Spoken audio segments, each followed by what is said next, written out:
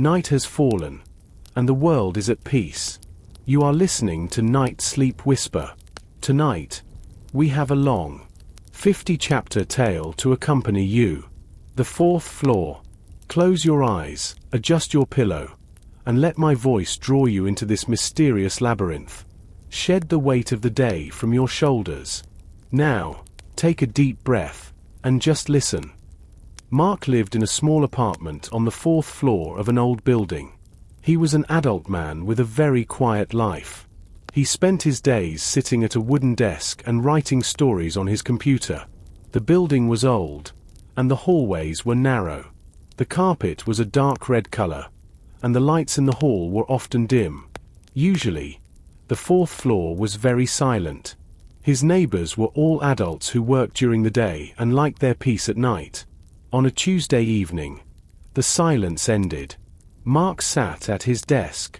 He was trying to think of a new idea for a mystery book. Suddenly, he heard a loud noise from the hallway. It was the sound of heavy objects dragging across the floor. He also heard the sound of a heavy door opening on its metal hinges. Mark walked to his front door. He looked through the small glass peephole. In the hallway, he saw a woman. She looked to be about 30 years old. She had long, dark hair and wore a simple gray sweater. This was the new neighbor for apartment 4B. The apartment had been empty for many months. Beside her stood a very tall man. He wore a dark blue jacket and heavy boots. He was carrying a large cardboard box. The man's muscles were tight as he lifted the weight. He did not look happy. He looked tired and very serious. He put the box down. Mark decided to be polite. He opened his door and stepped into the hallway. "Hello," he said with a friendly smile. "Welcome to the building. I am Mark. I live in 4A, just across the hall." The woman stopped moving. She looked at Mark for a long time. Her eyes were very bright, but she did not smile back. "Thank you," she said. Her voice was short and cold. "I am Elena. Do you need any help with those boxes?" Mark asked. He looked at the pile of cardboard boxes in the hall. They were all taped very carefully with thick brown tape. Some of them had the word fragile written on the side in large, black letters. "No," the tall man said. It was the first time he spoke. His voice was deep and rough. "We can do it." He did not look at Mark. He kept his eyes on the door of apartment 4B. Elena turned back to her boxes.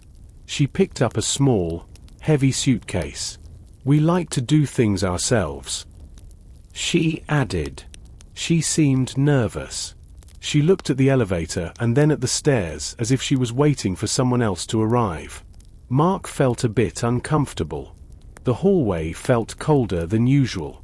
"Okay," he said. "If you change your mind, just knock on my door. I am usually home." Elena gave a small, quick nod. She and the tall man moved the last boxes into the apartment. Then, they stepped inside. Mark heard the door close. Immediately, he heard a metallic sound. It was the sound of a key turning in the lock. A second later, he heard another lock click. Then, a third lock clicked into place. Mark stood in the hallway for a moment. He looked at the dark wood of the closed door. 3 locks seemed like a lot for a normal apartment in this neighborhood. He went back inside his own home and sat at his desk. He looked at his blank screen. But he was no longer thinking about his book. He was thinking about Elena and the heavy boxes. Why was she so cold? Why did she need 3 locks? The mystery of floor 4 was just beginning. The next morning, Mark woke up early. The sky was gray, and a light rain fell against his bedroom window. He made a cup of black coffee and sat at his desk.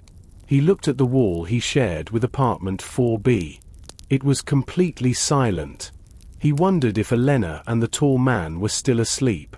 At 10 o'clock, Mark decided to go downstairs to check his mailbox. He put on his shoes and opened his front door. The hallway was empty. But he noticed something immediately. Near the elevator, there was a small package on the floor.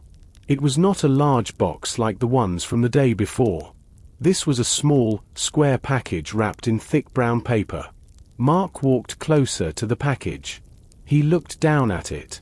There was no white sticker from a delivery company.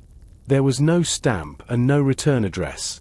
In the center of the brown paper, someone wrote 2 characters in thick, black ink. 4B. Mark looked at the door of apartment 4B. The 3 locks were still closed. He felt a strange curiosity. He bent down and picked up the package. It was very small, about the size of a book. But it was surprisingly heavy. When he moved it, he did not hear anything move inside. It felt solid, like a piece of stone or a heavy metal tool. That is a strange way to deliver mail. A voice said from behind him. Mark turned around quickly. It was Mr. Henderson, the building manager. Mr. Henderson was a tall man in his 60s. He wore a brown suit that was a little too big for him. He carried a ring of many silver keys in his hand. He looked at the package in Mark's hand with narrow eyes. "I found it by the elevator," Mark explained. "It is for the new neighbor in 4B. Do you know her, Mr. Henderson?" The manager shook his head slowly. He pulled at his gray mustache. "No. She paid for the apartment with cash for 6 months. She did not ask many questions. She just wanted to move in quickly. She said her name was Elena, but she did not show me an ID. I did not ask for one because the money was good." Mark looked at the package again. "There is no name on this. Just the apartment number." Mr. Henderson stepped back. He looked uncomfortable. "Just put it in front of her door, Mark. I do not like strange things in my building. I have enough problems with the broken elevator and the old pipes. I do not want to know about strange packages." Mark nodded. He walked to the door of apartment 4B. He placed the heavy package carefully on the red carpet. Just as he took his hand away, he heard a sound. It was not a loud noise. It was the sound of someone moving very quietly behind the door. Then, he heard the first lock turn. Mark and Mr. Henderson both stayed very still. They waited for the door to open. But it did not. The person on the other side stopped moving. The hallway became very quiet again. "I'm going back to my office," Mr. Henderson whispered. He turned and walked quickly toward the stairs. He looked like he wanted to be far away from the 4th floor. Mark went back to his own apartment. He did not go to his desk. Instead, he stood by his door and looked through the peephole. A few minutes later, the door to 4B opened just a few inches. A pale hand reached out, grabbed the brown package, and pulled it inside. The door closed, and the 3 locks clicked shut one by one. Mark felt a shiver. He did not know why, but he felt that the package was dangerous. The night was very dark. Mark sat at his desk. It was almost midnight, and the apartment building was very quiet. He was tired, but he could not sleep. He thought about the small, heavy package and the 3 locks on Elena's door. He felt like he was living in one of his own mystery stories. Suddenly, a loud noise came from the wall. It was a heavy object hitting the floor in apartment 4B. The wall shook slightly near Mark's desk. Then, he heard voices. They were not quiet anymore. They were loud and angry. Mark held his breath. He stayed very still and moved closer to the wall. He put his ear against the cold surface. He could hear a man and a woman speaking. It was Elena and the tall man from the hallway. "You are being too slow," the man shouted. His voice was full of anger. "We do not have much time. The owner wants his property back." "I am doing my best," Elena replied. She sounded upset and scared. "The package arrived today. We have the first part, but we need the second part to open it. Then find it. The man said. Mark heard the sound of a chair moving quickly across the floor. If we do not finish this by Friday, we are both in big trouble. You know what he is capable of. I know. Elena whispered. Mark could barely hear her now. But the neighbors are watching us. The man in 4A came to the door today. He is a writer. He asks too many questions. Mark felt his heart beat faster. They were talking about him. He felt a cold shiver go down his back. He was just a writer, but now he was part of their secret.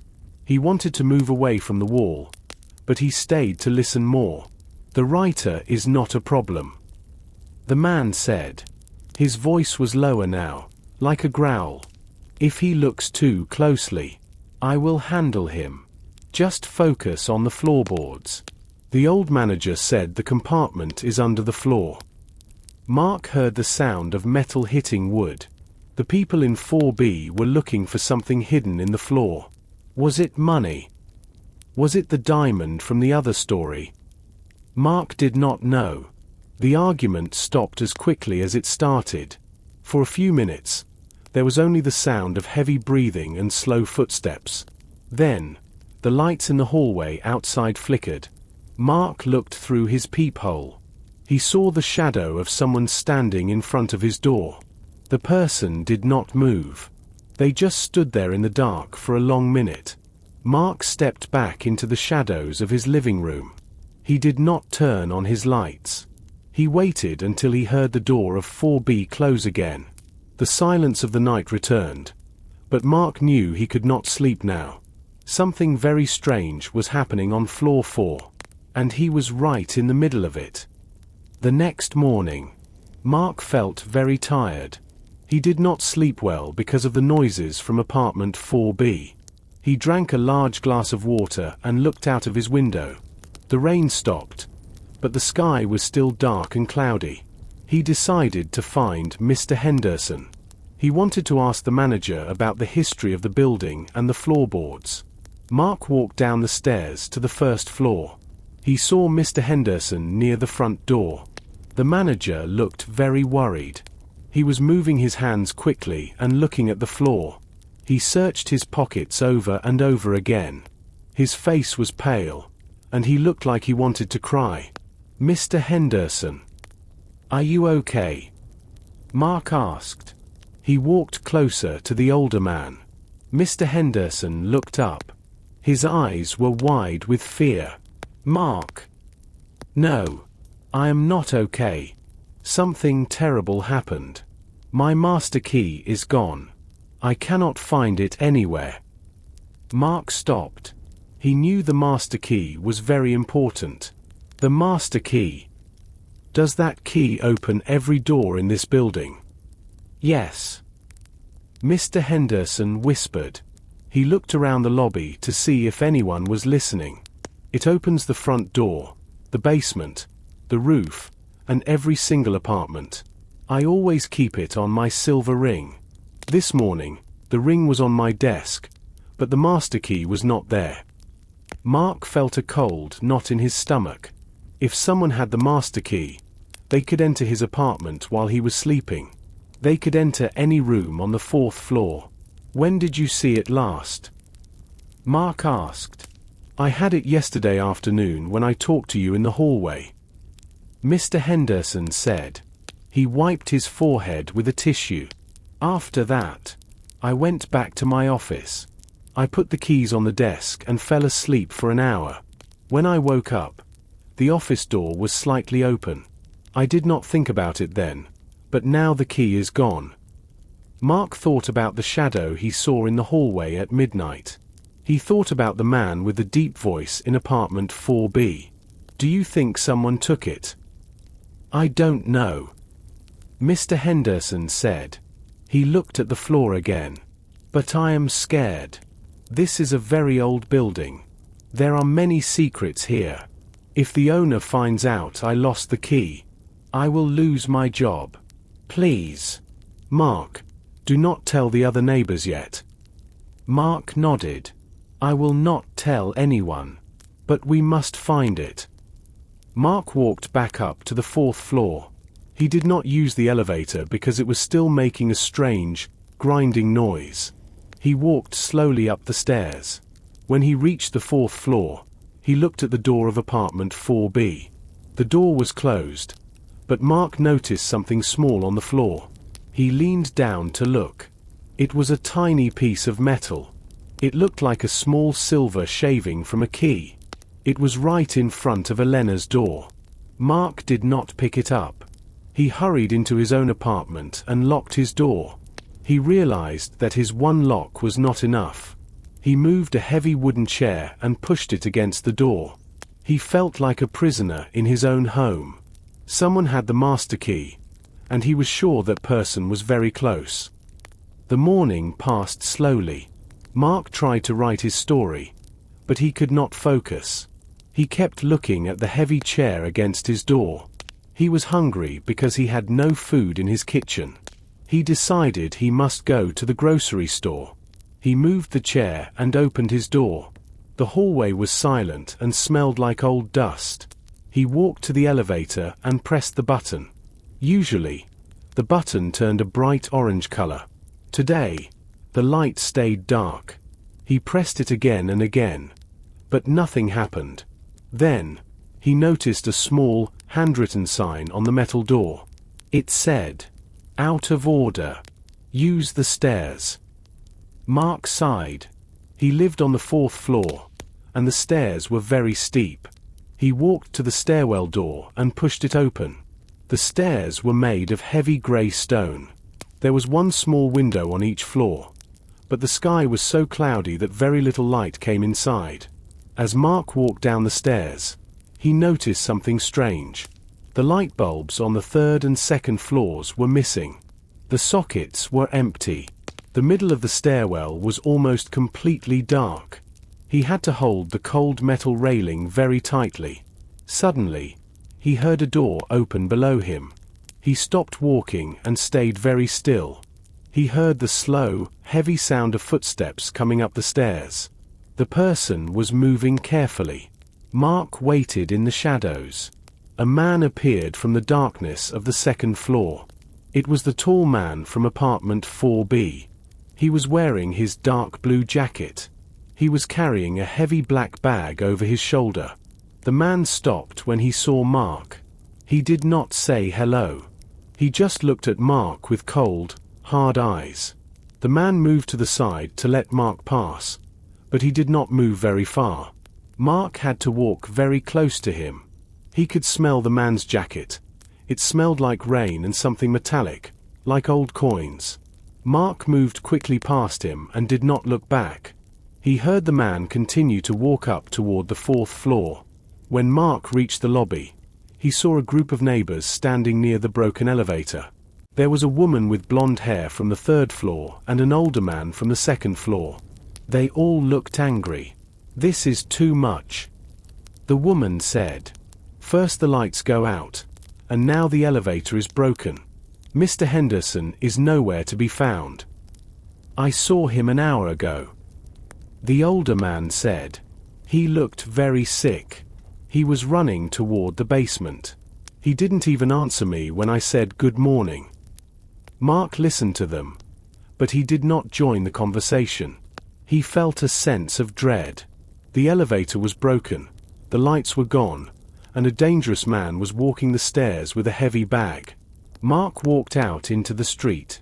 The cool air felt good on his face, but he knew he had to go back inside soon. He was starting to feel like the apartment building was a trap. Mark walked back to the apartment building with a heavy plastic bag of groceries. The rain began to fall again, and the wind felt cold against his neck. He entered the lobby, but it was empty. The silence was heavy. He looked at the elevator doors, but they remained closed. The out of order sign was still there. He sighed and began the long walk up the stairs. The stairwell was darker than before, without the light bulbs on the lower floors. Mark had to move slowly. He reached the 4th floor and breathed heavily. He was not used to so much exercise. As he stepped into the hallway, he saw a woman standing near the door of apartment 4C. She was a slender woman with short, blonde hair. She wore a bright green coat that looked too big for her. She was holding her mail in one hand, but she was not looking at it. Instead, she was staring at the door of apartment 4B. Elena's door. She looked very nervous. Her hands were shaking slightly, and she kept biting her lip. Mark walked toward his own door. "Good afternoon," he said softly. He did not want to scare her. The woman jumped. She turned around quickly and pressed her back against her door. Her eyes were wide with fear. When she saw it was Mark, she let out a long breath. "Oh, you scared me," she said. Her voice was thin and high. "I am sorry," Mark said. "I live in 4A. My name is Mark." The woman looked at him for a few seconds. She seemed to be deciding if she could trust him. "I am Sophie," she said. "I live here in 4C. I have lived here for 5 years." Mark put his grocery bag on the floor. "It is nice to meet you. Sophie, are you okay? You look a bit worried." Sophie looked at the door of 4B again. She moved closer to Mark and spoke in a very quiet whisper. "Everything is changing in this building. Mark, do you feel it?" It started when the new people moved into that apartment. She pointed a shaking finger at Elena's door. "I noticed some strange things, too," Mark admitted. "Like the locks and the noises at night." Sophie nodded quickly. "It is more than just noise. Last night, I looked through my peephole. I saw a man I did not know. He was not the tall man who lives there. He was a different man. He was touching the walls in the hallway. He was tapping on the wood and listening. It was very late." Mark thought about the argument he heard. They were looking for something in the floor or the walls. "Did he see you?" "No," Sophie whispered. "I turned off all my lights. I stayed very still. But today, I found a mark on my door. A small red X made with a pen. I think they are marking the apartments." Mark looked at Sophie's door. Near the handle, there was indeed a tiny red X. He looked at his own door. He did not see a mark yet. "I am scared to stay here tonight," Sophie said. She began to fumbling with her keys. "Mr. Henderson is not answering his phone. The elevator is broken. We are trapped up here. I am right across the hall," Mark said, trying to be brave. "If you need anything, just knock. We have to help each other." Sophie gave him a small, sad smile. "Thank you, Mark.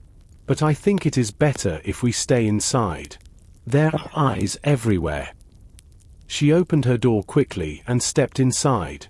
Mark heard her lock the door immediately. He picked up his groceries and went into his own apartment. He felt a new weight in his chest.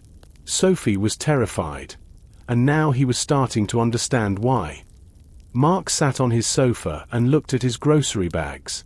He did not feel like eating. He was thinking about Sophie and the red X on her door. He looked at his own door. There was no mark yet, but he felt like someone was watching him. The silence in the building was not a peaceful silence. It was a heavy, waiting silence. He decided to check the hallway one more time before the sun went down. He moved the heavy chair away from his door very quietly. He did not want to make any noise. He turned the handle and opened his door just a few inches. The hallway was dim. The single light bulb at the end of the hall flickered. Mark stepped out into the red carpet. He looked to his left, towards Sophie's apartment. Her door was closed tight. Then, he looked to his right, toward apartment 4B. Mark stopped breathing for a second. The door to apartment 4B was not closed. It was open about 2 inches. Usually, That door had 3 heavy locks. Now, it was just sitting there, open to the dark hallway. Mark stood very still. He listened for any voices or footsteps. He heard nothing. He did not hear Elena's voice or the deep growl of the tall man. He did not hear the sound of the heavy tools hitting the floorboards. The apartment was completely silent. "Hello?" Mark whispered. His voice felt small in the big hallway. No one answered. He walked slowly toward the open door. Every step felt very long. He reached the door and noticed the wood around the lock. There were fresh scratches on the metal. It looked like someone had used a tool to force the door open. He thought about the missing master key. Did someone use the key, or did they break in? Mark reached out his hand. He touched the cool wood of the door. He pushed it slowly. The door moved without a sound. It opened wide, revealing the inside of apartment 4B. The first thing Mark noticed was the smell. It was the same bitter, chemical smell he noticed before, but it was stronger now. It smelled like old paper and cleaning fluid. The second thing he noticed was the light. A small lamp was on the floor in the corner, casting long, strange shadows against the walls. Mark stepped over the threshold. He knew it was a bad idea. He was a writer, not a detective. But he needed to know what was happening. He looked around the main room. He expected to see boxes, furniture, or paintings. But the room was not what he expected. It was not a home. The walls were bare. There were no pictures and no curtains on the windows. The apartment looked like it had been empty for years, even though Elena moved in just 2 days ago. Mark felt a cold sweat on his forehead. He took one more step into the room and looked toward the center of the floor. Mark stepped further into the room. His shoes made a soft sound on the dusty floor. He looked around apartment 4B, but it did not look like a place where someone lived. There were no rugs on the floor. There were no books on the shelves. There were no photos of family or friends on the walls. The apartment felt cold and dead. In the very center of the large living room, there was only one object. It was a single wooden chair. The chair was old and painted a dark brown color. It sat perfectly in the middle of the room, directly under the ceiling light. Mark walked closer to it. The chair looked lonely in the big, empty space. He looked down at the floor around the chair. This was where the strange noises came from the night before. The wooden floorboards were not flat. Some of them were pulled up from the ground. Mark saw deep scratches in the wood, as if someone had used a heavy metal tool to pry them open. Mark knelt down on the floor. He saw a dark hole under the floorboards. It was a small space, about the size of a showbox. It was empty now, but there was a circle of clean wood at the bottom. Something had been sitting there for a long time. It was the compartment the man mentioned in the argument. They found it. Mark whispered to himself. He thought about the small, heavy package he had seen the day before. Perhaps the package contained the key to this hidden space. Or perhaps the package was the second part they needed. Suddenly, the air in the room changed. Mark felt a cold breeze on the back of his neck. He realized the front door was still open behind him. He stood up quickly and turned around. The hallway was dark, and the flickering light bulb was now completely out. He heard a slow movement from the hallway. It was not a footstep. It was the sound of a heavy coat brushing against the wall. Someone was standing just outside the door, watching him in the dark.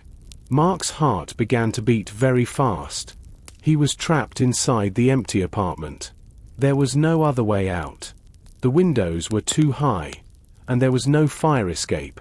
He looked at the single wooden chair again. It looked like a silent witness to a crime. Mark realized that he was not just a neighbor anymore. He was a witness, too. He stayed very still, hoping the person in the hall would go away. But the shadow near the door did not move. It waited for him to come out. Mark reached into his pocket and gripped his phone. but he did not turn on the light. He did not want the shadow to see exactly where he was standing. Mark stood in the dark center of apartment 4B. The air felt heavy and cold. He could hear his own heart beating.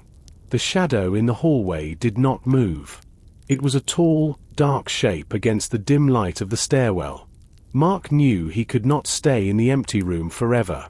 He had to reach his own door, just a few meters away. He took a deep breath. He walked toward the exit of apartment 4B. His feet moved quietly on the wooden floor. When he reached the doorway, he stopped. The shadow was gone. The hallway was empty, but the air felt different. It felt like someone had just been there. Mark stepped into the hallway. He looked to the left and then to the right. He saw nothing but the red carpet and the closed doors of his neighbors. He walked quickly toward his apartment, 4A. He reached into his pocket for his keys. His hands were shaking, and the silver keys made a small metallic noise. Suddenly, he heard a footstep behind him. It was a slow, heavy step. Mark turned his head. At the far end of the hallway, near the stairs, a man appeared. He was very tall and wore a long, black coat. The coat was so dark it seemed to swallow the little light left in the hall. The man's face was in the shadows, but Mark could see his eyes. They were fixed on Mark. The man did not say a word. He did not ask Mark what he was doing in apartment 4B. He simply started to walk. He moved slowly, with a steady rhythm. Each step was deliberate. Mark hurried to his door. He pushed his key into the lock and turned it quickly. He opened the door and stepped inside. Before he closed the door, he looked back. The man in the black coat was now standing in the middle of the hallway. He stopped exactly in front of Mark's door. He did not try to grab the door. He did not speak. He just stood there, tall and silent, like a statue made of shadow. Mark pulled his door shut and locked all the bolts. He pushed the heavy wooden chair back against the door. He leaned his back against the wood and waited. He expected to hear a knock or a voice. Instead, there was only silence. A minute passed. Then 2. Mark looked through the small glass peephole. The hallway was empty again. The man in the black coat was gone. Mark walked to his window and looked down at the street. The red van was parked below, its engine running. The headlights were off. He saw a dark shape enter the van, and then the vehicle drove away into the rain. Mark sat down on his floor. He realized the man in the black coat was not just a stranger. He was a warning. The people in apartment 4B were not just looking for something. They were guarding the floor. And now, they knew Mark was watching them. Mark stayed in his apartment for the rest of the night. He did not sleep. He sat by the window and watched the street below. The red van did not come back. The rain stopped, and the sun began to rise over the city. The morning light was pale and cold. Mark felt a little bit safer in the daylight, but he was still very careful. He decided to go down to the lobby. He wanted to see if Mr. Henderson was back in his office. He also wanted to check his mail. Maybe there was a letter from his publisher or a bill. He moved the wooden chair away from the door. He opened the door slowly and looked out. The hallway was empty. The door to apartment 4B was closed now. The 3 locks were back in place. Mark walked down the stairs. His legs felt heavy and tired. He reached the lobby. The building was very quiet. He did not see Mr. Henderson in his small office. The door to the office was locked, and the lights inside were off. Mark went to the wall of mailboxes. Each apartment had a small metal box with a number on it. Mark put his key into the lock for box 4A. The metal made a sharp scraping sound as he turned the key. He pulled the small door open. Inside, there was only one thing. It was not a bill. It was not a magazine. It was a plain white envelope. There was no stamp on the envelope. There was no name and no return address. Mark took the envelope out. His hands were cold and shaking. He opened the envelope carefully. Inside, there was a small piece of white paper. The paper was folded in half. He opened the paper and read the words. The letters were large and black. They were not written with a pen. The letters were cut out from a newspaper and pasted onto the paper. The note said, "Do not ask questions." Mark felt a cold wave of fear. Someone put this in his mailbox during the night. Someone knew he was watching the hallway. He looked around the lobby quickly. Was someone behind the stairs?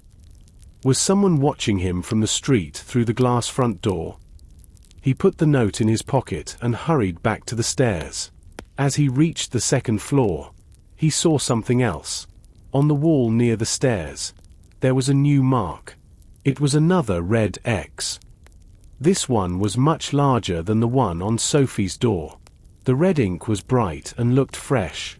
Mark did not stop to look at it for long. He ran up the stairs to the fourth floor. He reached his door and went inside. He locked all the bolts and pushed the heavy chair back against the door. He took the note out of his pocket and looked at it again. The message was very clear. The people in the building wanted him to stay silent. But Mark knew he could not stop now. He had to find out the truth. Mark sat at his kitchen table. He looked at the white paper with the black letters. The words "Do not ask questions" seemed to grow larger as he stared at them. He felt a mix of anger and fear. This was his home, and someone was trying to scare him. He decided he could not stay in his room and hide. He needed to talk to Mr. Henderson again. He left his apartment and walked down the stairs. The building felt different today. It was too quiet. He reached the lobby and looked at the manager's office.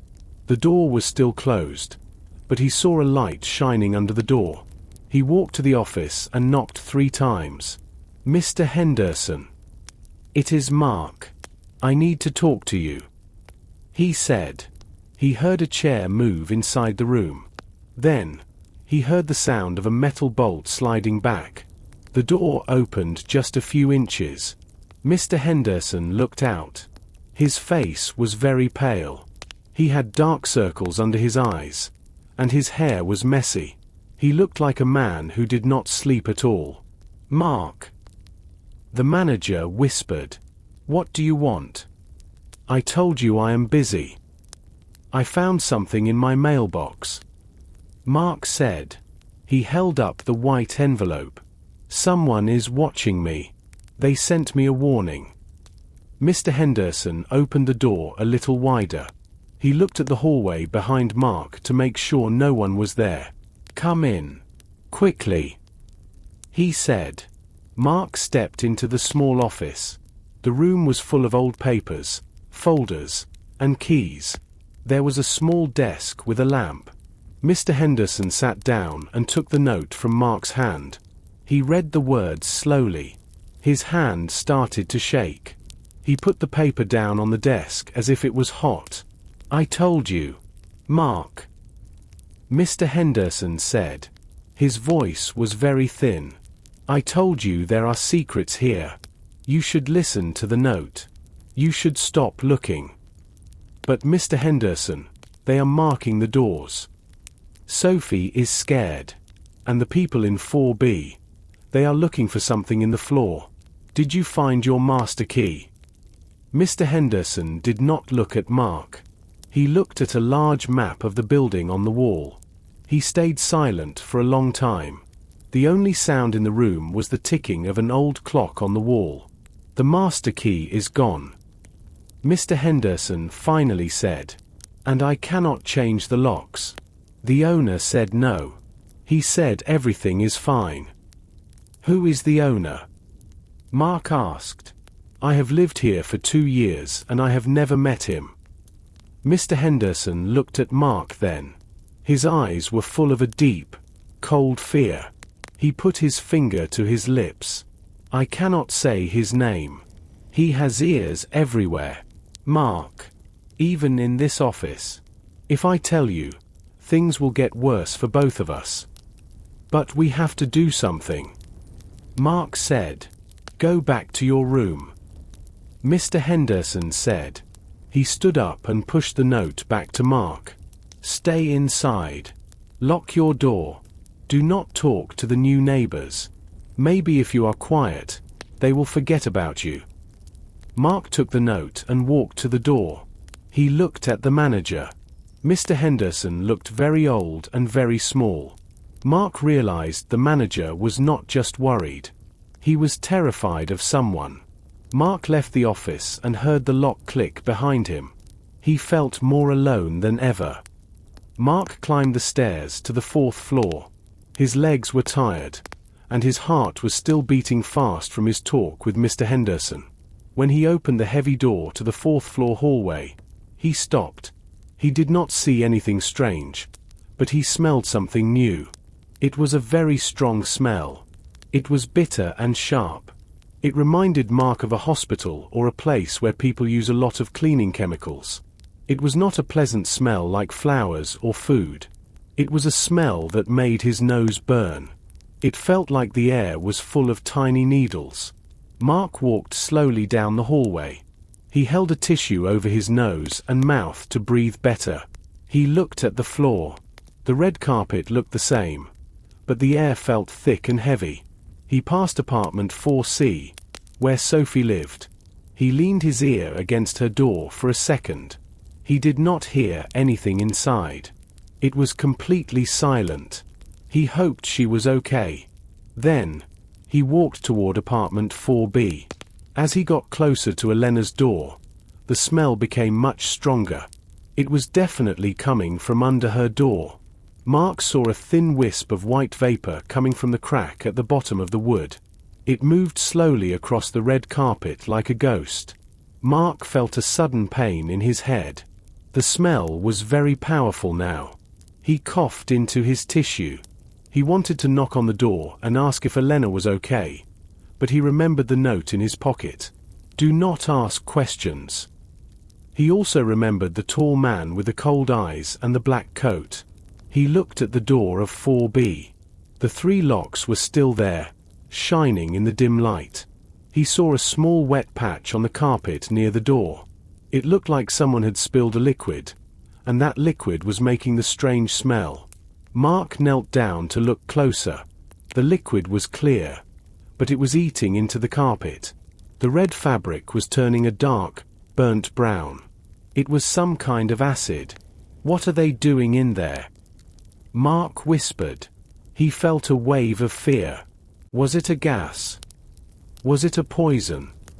He thought about the hidden compartment in the floorboards. Maybe they were using chemicals to open something old and metal. Or maybe they were trying to clean something they did not want the police to find. Suddenly, Mark heard a sound from inside the apartment. It was the sound of a heavy glass bottle hitting the floor. Then, he heard a muffled cough. It sounded like Elena. She sounded sick and weak. Mark wanted to help, but he felt paralyzed. He stood up and ran to his own apartment. He closed his door and locked it. He grabbed a towel, made it wet, and pushed it against the bottom of his door to keep the smell out. He sat on his floor and waited. The building was becoming more dangerous every hour, and he was stuck on the 4th floor.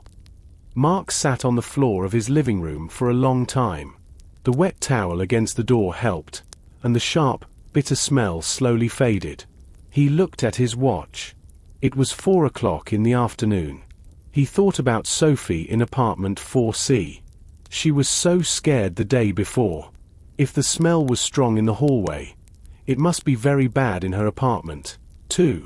He decided he could not stay hidden anymore. He moved the towel and opened his door. The hallway was empty. The wisp of white vapor from apartment 4B was gone, but the dark, burnt patch on the carpet remained. Mark walked past it quickly and went to Sophie's door. He looked at the small red X near the handle. It looked like a drop of blood in the dim light. Mark knocked on the wood. "Sophie." He called out quietly.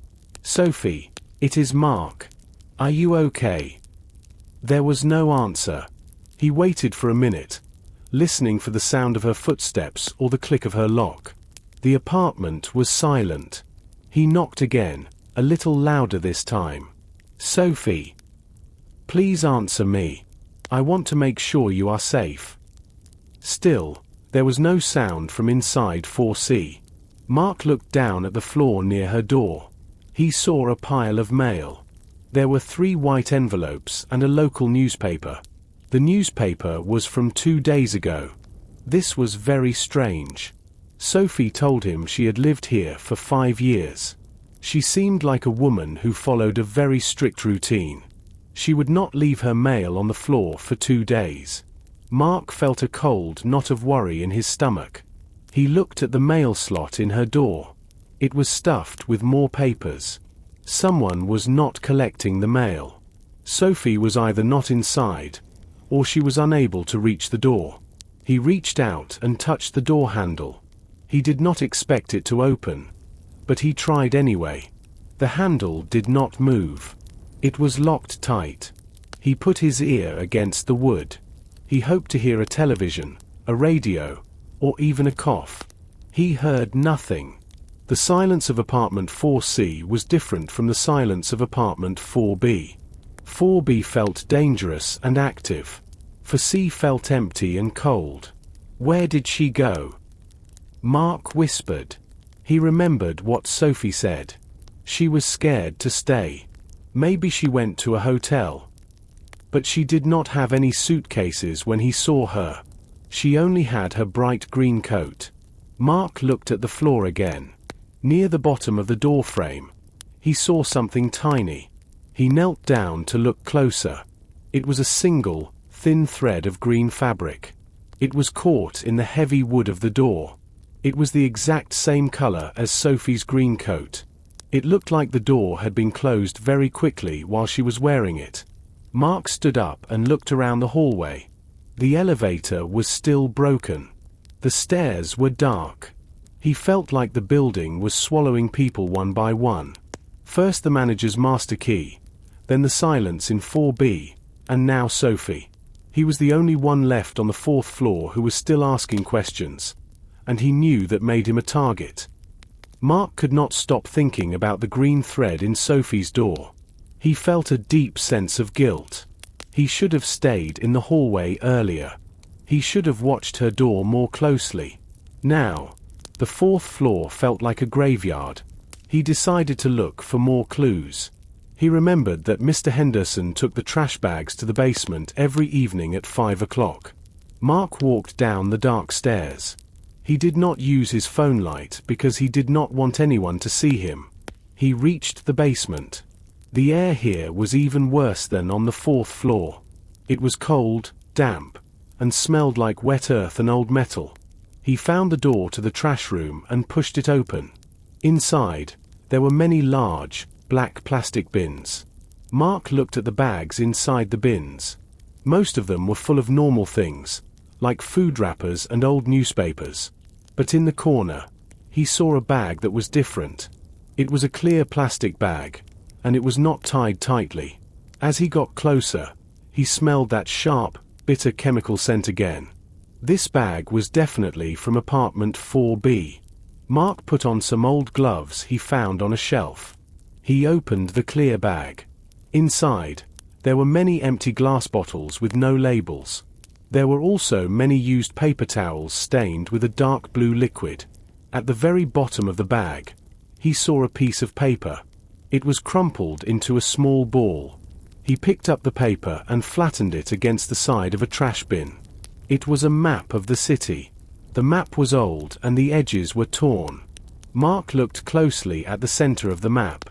Someone had used a red pen to draw a perfect circle around one specific spot. Mark felt his breath catch in his throat. The red circle was around their apartment building. Next to the circle, there were some numbers written in small, neat handwriting. 48.52, 12.04. Mark did not know what the numbers meant. Were they coordinates? Were they a code for a safe? He looked at the back of the map. There was a single word written in large, angry letters. Underneath, Suddenly, Mark heard a sound from the basement hallway. It was the sound of a heavy metal door closing. Then, he heard the slow, rhythmic sound of footsteps. They were coming toward the trash room. Mark looked around quickly. There was nowhere to hide except behind the large black bins.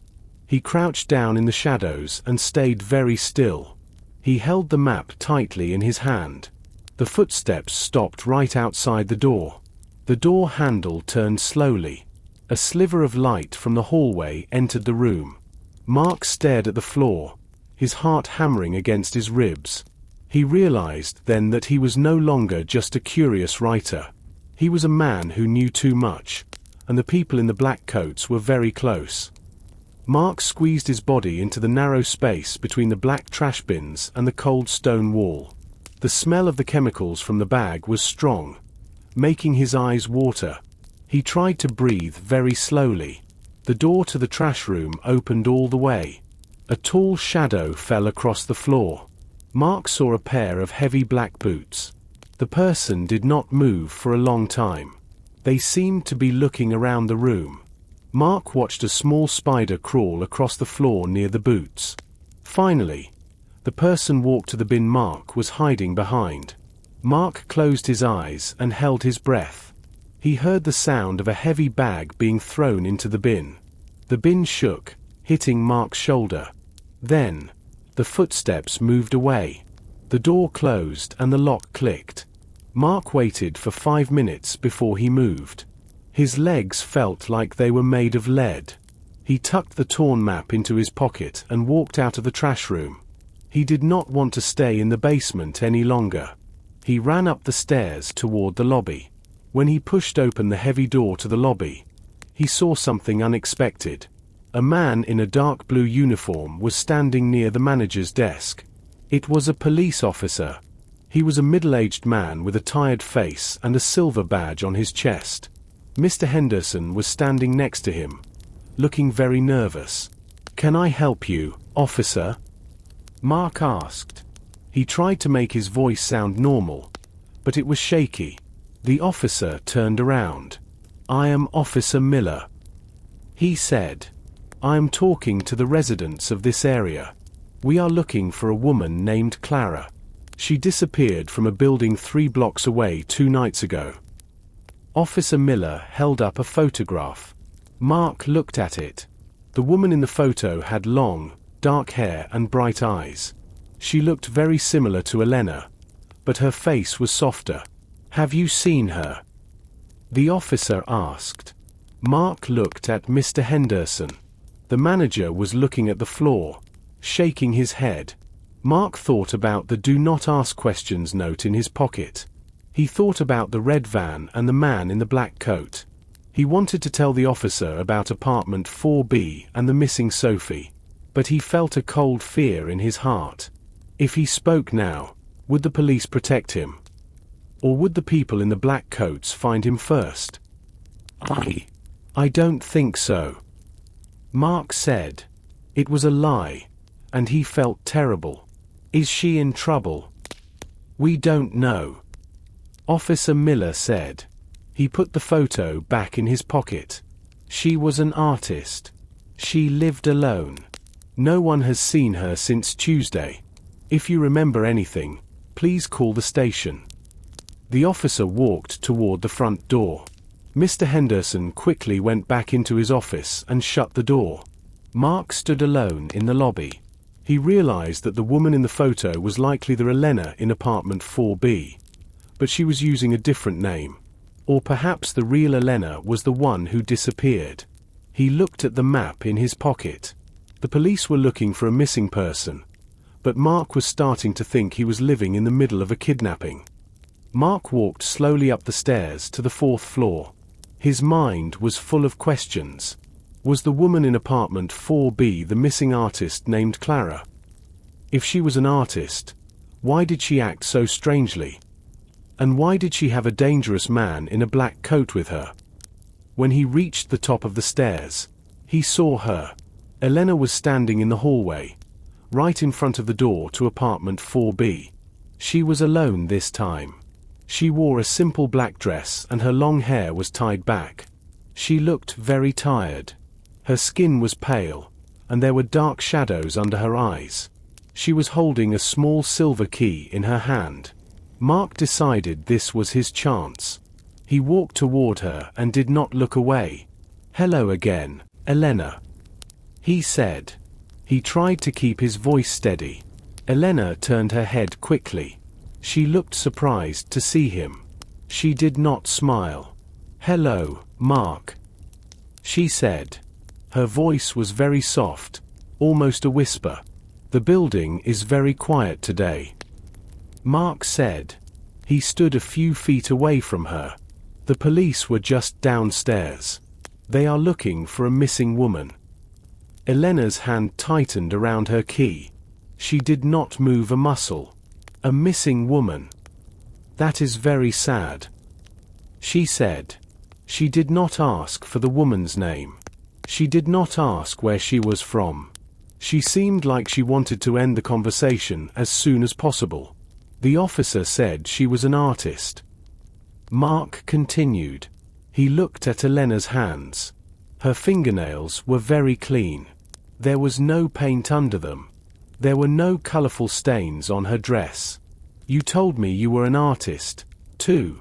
What kind of art do you make?"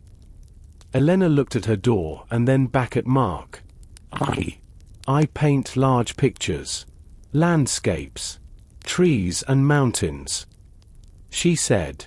She sounded like she was making up the answer as she spoke. "That is interesting," Mark said. "I would love to see your work sometime. Do you have your brushes and paints in there?" He pointed to her apartment. "Not yet," she said quickly. "Everything is still in the boxes. I am waiting for more supplies to arrive." Mark thought about the heavy boxes he saw on the first day. He thought about the empty room he saw when the door was open. There were no easels, no canvases, and no smell of oil paint. There was only the smell of chemicals and the single wooden chair. "I see," Mark said. "Well, if you need anything, I am right here. My friend Sophie from 4C is gone today, so it is just us on this side of the floor." When he mentioned Sophie, Elena's expression changed. For a second, she looked very sad. Her eyes filled with something that looked like regret. But then, she shook her head and her face became cold again.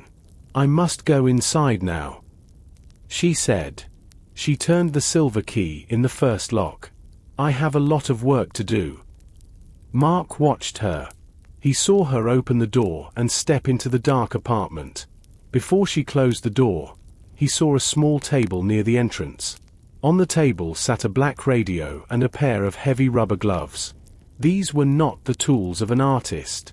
Mark went into his own apartment and sat in the dark. He was now certain. Elena was lying, and she was part of something much bigger than a simple move. Mark sat on his bed. The clock on the wall said 9:55 p.m. The building was very quiet. But Mark did not feel peaceful. He was holding a small black flashlight in his hand. He felt that the night would be long and difficult. He watched the minutes change on his digital clock. At 10 p.m. exactly, the clock made a small clicking sound. Suddenly, the light in Mark's room went out. He looked at the lamp on his desk, but it was dark. He walked to the window and looked at the street. The street lights were also dark. The buildings across the road had no lights in their windows. The whole neighborhood was in total darkness. Mark felt that this was not a normal accident. He felt that someone did this on purpose. Mark stayed very still in the dark. He did not turn on his flashlight yet.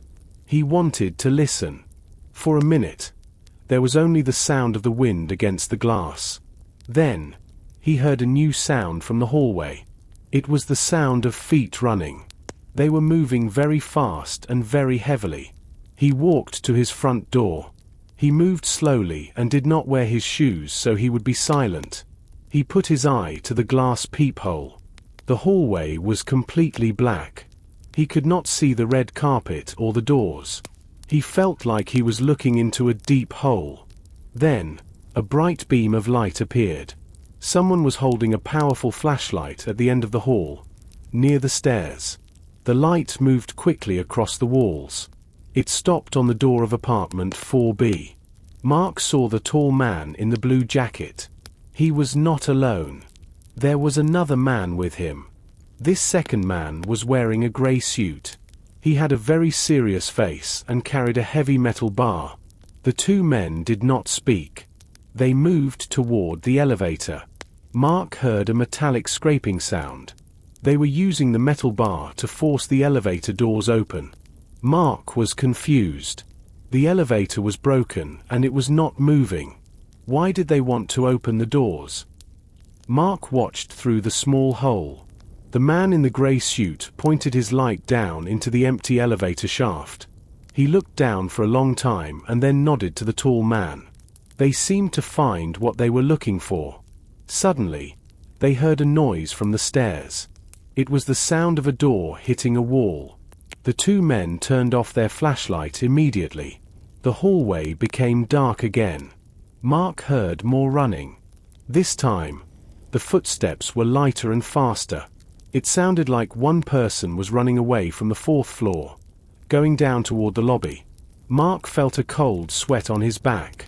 He reached for his phone to call the police, but the screen said no service. The power outage was not just about the lights. The phones and the internet were also dead. He was completely alone in the dark building with dangerous men just a few feet away. He went back to his sofa and sat down in the dark, waiting for the sun to rise. Mark sat on his sofa in the total darkness. His heart was finally starting to slow down after the men in the hallway went quiet. But then, he heard something new. The sound did not come from the hallway or the apartment next door. It came from directly above his head. Mark lived on the 4th floor, which was the top floor. Above his ceiling was only the roof of the building. He heard a very clear, heavy step. It was the sound of an adult pressing their weight against the metal and wood of the roof. The footsteps were slow and careful. They moved from one side of his living room to the other. Mark stood up and looked at the ceiling. In the dark, he could not see anything, but he followed the sound with his eyes. The person on the roof stopped near the front of the building. Mark heard a scraping sound, like someone was dragging a heavy bag across the gravel surface of the roof. He decided he had to see what was happening. He walked to his window. He did not turn on his flashlight. He used the pale light from the moon and the stars to see. He opened the window just a few inches. The night air was cold and smelled like wet stone. He leaned his head out very slowly and looked up. High above him, he saw a dark shape. It was a person. The person was wearing a dark jacket and a hat. They were leaning over the edge of the roof. They were holding a thick, black rope. The rope disappeared down the side of the building. It hung right in front of the windows of apartment 4B. Mark watched, his breath moving like small white clouds in the cold air. The person on the roof began to pull the rope up. It looked very heavy. After a minute, a large black bag appeared over the edge of the roof. The person grabbed the bag and pulled it onto the flat surface. Then, they moved toward the center of the roof. A few seconds later, Mark heard the heavy metal door to the roof open and then close. He heard the sound of a lock turning. Then, the footsteps moved away. They were not coming back to the 4th floor. They were going down the back stairs, the old stairs that the neighbors never used. Mark looked down at the street. The red van was still there. Its engine made a low, steady hum in the quiet night. The back doors of the van opened. Two men ran out of the building's back exit and jumped into the van. They were carrying the black bag between them. The van drove away quickly. It turned its headlights on only when it reached the end of the block. Mark closed his window and locked it with shaking hands. He realized that apartment 4B was not just a home for Elena. It was part of a secret path. They were moving objects through the building, from the hidden floorboards, up to the roof, and out to the van. He felt a deep sense of fear. The people in the van were very organized, and he was just a writer with a small flashlight. The sun rose slowly over the city. Mark was very tired, but the morning light made him feel a little braver. He checked his phone. The screen was bright, and the no service message was gone. The power was back on. He walked to the kitchen and made a very strong cup of coffee. He needed to think clearly. He thought about the person on the roof and the heavy black bag. He thought about the red van driving away into the night. He realized that the apartment building was not just a place to live anymore. It was a place where people were doing a very big, secret job. Mark opened his front door and stepped into the hallway. The red carpet was still there. The dim lights were back on. The building felt normal again. But Mark knew it was not. He walked toward the stairs, looking at everything very carefully. He looked at the floor, the ceiling, and the walls. Near the elevator, there was a red fire extinguisher on the wall. It was inside a small metal box with a glass door. It was an old machine, and it was covered in a thick layer of grey dust. Mark lived in the building for 2 years, and he never looked at it twice. But today, something caught his eye. There was a tiny, clean spot on the dusty glass. It was a perfect circle, about the size of a finger. Mark leaned closer. He looked through the clean spot. Inside the fire extinguisher, tucked behind a metal wire, was a small black object. It was not part of the fire extinguisher. It was a tiny camera lens. Mark's heart stopped for a second. The lens was pointed directly at the hallway. It was positioned to see everyone who came out of the elevator or the stairs. He looked at the angle of the lens. It was also pointed at the door of apartment 4A. His own door. "They are watching me," Mark whispered. His voice was just a breath of air. He felt a sudden heat in his face. He was angry and he was terrified. He walked down the hall toward Sophie's apartment. He looked at the fire extinguisher near her door. He looked through the glass. There was another camera there, pointed at apartment 4C. He went to the end of the hall and found a third one near the door to the roof. Mark realized that the entire 4th floor was under surveillance.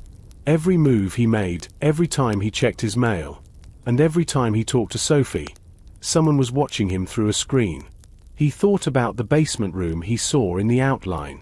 Was someone sitting down there right now, watching him look at the cameras? He wanted to break the glass and take the cameras away, but he stopped himself. If he touched them, the people in the black coats would know he found their secret. He had to act like he saw nothing. He turned around and walked back to his apartment. He tried to walk normally, but his legs felt stiff. He went inside and closed his door. He looked at the wood of his own door and wondered if there were cameras inside his rooms, too. He felt like a bird in a cage. Mark sat in his living room, but he did not feel comfortable. He knew about the cameras now. He felt the invisible eyes on his back. He needed to find Mr. Henderson. The manager was the only one who might have answers, or at least a way to contact the real owner of the building. Mark decided to go to the basement one more time. He needed to check the fuse box.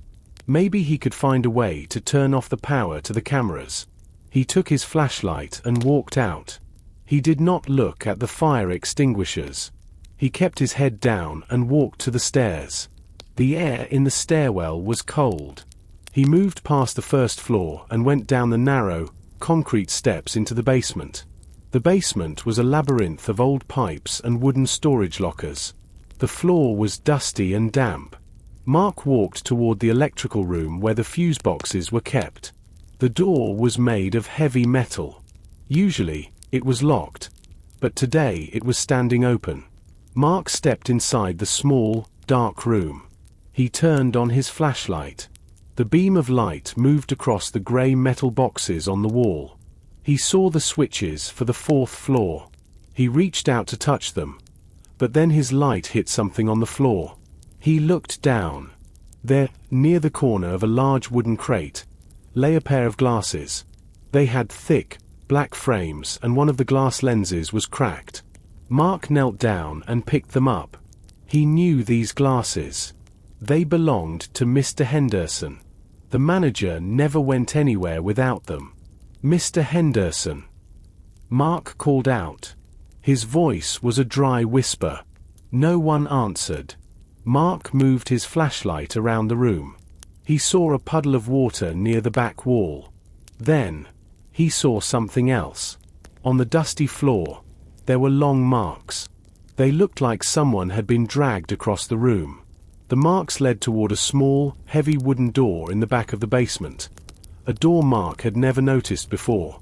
Mark walked toward the wooden door. It was old and the wood was dark with age. There was no handle, only a small keyhole. He pushed against the door, but it did not move. It was locked from the other side. He looked back at the glasses in his hand. They felt cold. He realized that Mr. Henderson did not just lose his key. Something happened to him right here in this room. Mark felt a surge of fear.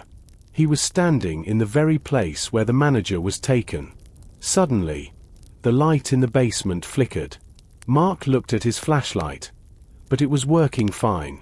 The flickering came from the ceiling. A low, humming sound started to fill the room. It was the sound of a machine starting up. Mark realized he was not alone in the basement.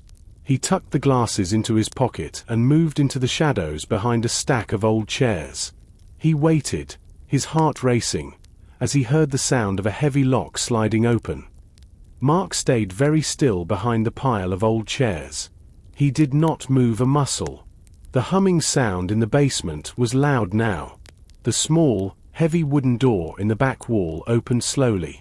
A man stepped out from the darkness behind the door. Mark recognized him immediately. It was the man in the gray suit.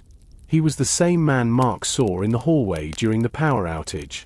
The man in the gray suit was holding a small black radio. He pressed a button and spoke into it. "Everything is ready," he said. His voice was cold and very clear. "The boxes are in the room. We are waiting for the final delivery. Tell the owner it is almost finished." The man walked across the damp basement floor. He moved past the fuse boxes and went toward the stairs. Mark waited until the sound of his heavy footsteps died away. The basement became quiet again, except for the low hum of the machine behind the wall. Mark stepped out from his hiding place. He looked at the wooden door. The man in the gray suit had not locked it when he left. It was slightly open. A small sliver of yellow light came from the room inside. Mark knew it was dangerous to look. He knew he should run back to his apartment and lock his door. But he thought about the cracked glasses in his pocket. He had to find Mr. Henderson. He walked to the door and pushed it with his hand. The door was very heavy and thick. It felt like it was made of solid, old oak. Inside, the room was small and square. The walls were made of old, grey stone. There were no windows. The air was very dry and smelled like dust and electricity. In the middle of the room, there were several large wooden boxes. They looked very old and were tied with thick ropes. Mark looked at the boxes.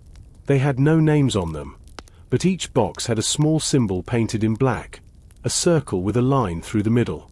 Mark walked past the boxes to a small metal table in the corner. There were many papers on the table, but one object caught his eye. It was a computer monitor.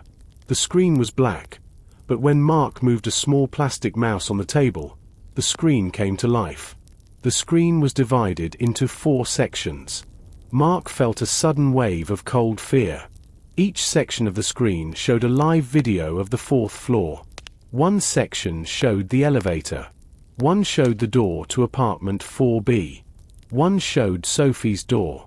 The last section showed the inside of an apartment. Mark saw a wooden desk, a laptop, and a heavy wooden chair. "That is my living room," Mark whispered. He realized that someone sat in this small, hidden room and watched his every move. They watched him write. They watched him eat. And they watched him sleep. He looked under the table and saw something else.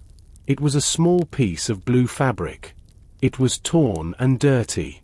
Mark recognized the color. It was from the blue jacket Mr. Henderson always wore. Mark realized that the manager was likely in this room very recently, and not by choice. He heard the sound of the basement door opening again. Someone was coming back. Mark's heart jumped. The sound of the basement door was clear. He did not have time to run to the exit. He looked at the large wooden boxes in the center of the room. He moved quickly and crouched down behind the largest box. He pressed his back against the rough wood and tried to stay as small as possible. The heavy wooden door opened wide. A man walked into the surveillance room. His footsteps were slow and uneven. Mark held his breath. He saw a shadow move across the floor. The shadow was thin and bent. It did not look like the shadow of the man in the grey suit or the tall man from apartment 4B. Mark looked through a small gap between two boxes. He saw a pair of blue trousers and old brown shoes. He recognized those shoes. He stood up slowly, keeping his hands visible. "Mr. Henderson," he whispered. The man turned around with a sharp gasp. It was indeed the manager. But Mr. Henderson looked like a different person. His blue jacket was torn and covered in grey dust. His face was bruised, and his hands were shaking violently. He did not have his glasses, so he squinted at Mark with wide, watery eyes. "Mark." Mr. Henderson's voice was a broken crawl. "What are you doing here? You must leave. You must leave right now." Mark stepped toward him. He reached into his pocket and pulled out the cracked glasses. "I found these in the electrical room. And I found this room. Mr. Henderson, what is happening? Why are there cameras in my apartment?" Mr. Henderson did not take the glasses. He looked at the computer monitors on the table and then at the door. He seemed terrified that someone was watching them right now. "I had no choice," Mr. Henderson whispered. He began to cry silently. "They came to me months ago. They said they bought the building. They told me to keep my mouth shut. They said if I talked to the police, something bad would happen to the residents. To you, Mark. And to Sophie." "Where is Sophie?" Mark asked, grabbing the manager's arm. "Is she safe?" Mr. Henderson looked at the floor and shook his head. "I don't know. They took her from her room 2 nights ago.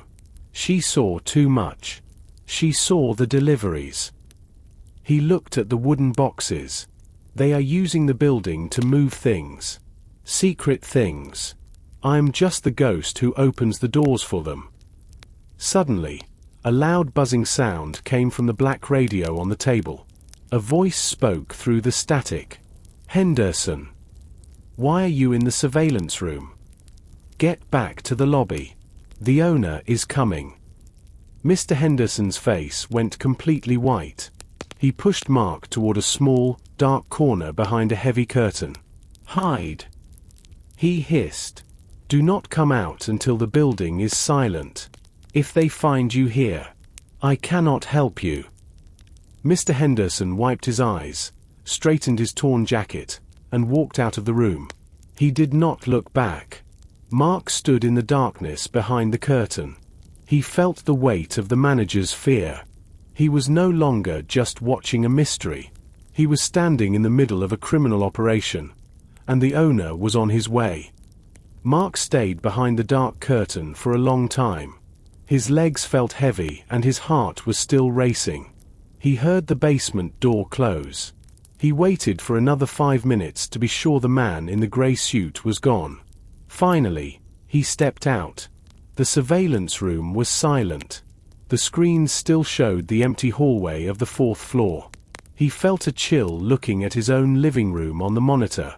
He quickly left the room and hurried up the stairs. He reached the lobby. The air was warmer here, but he felt no peace.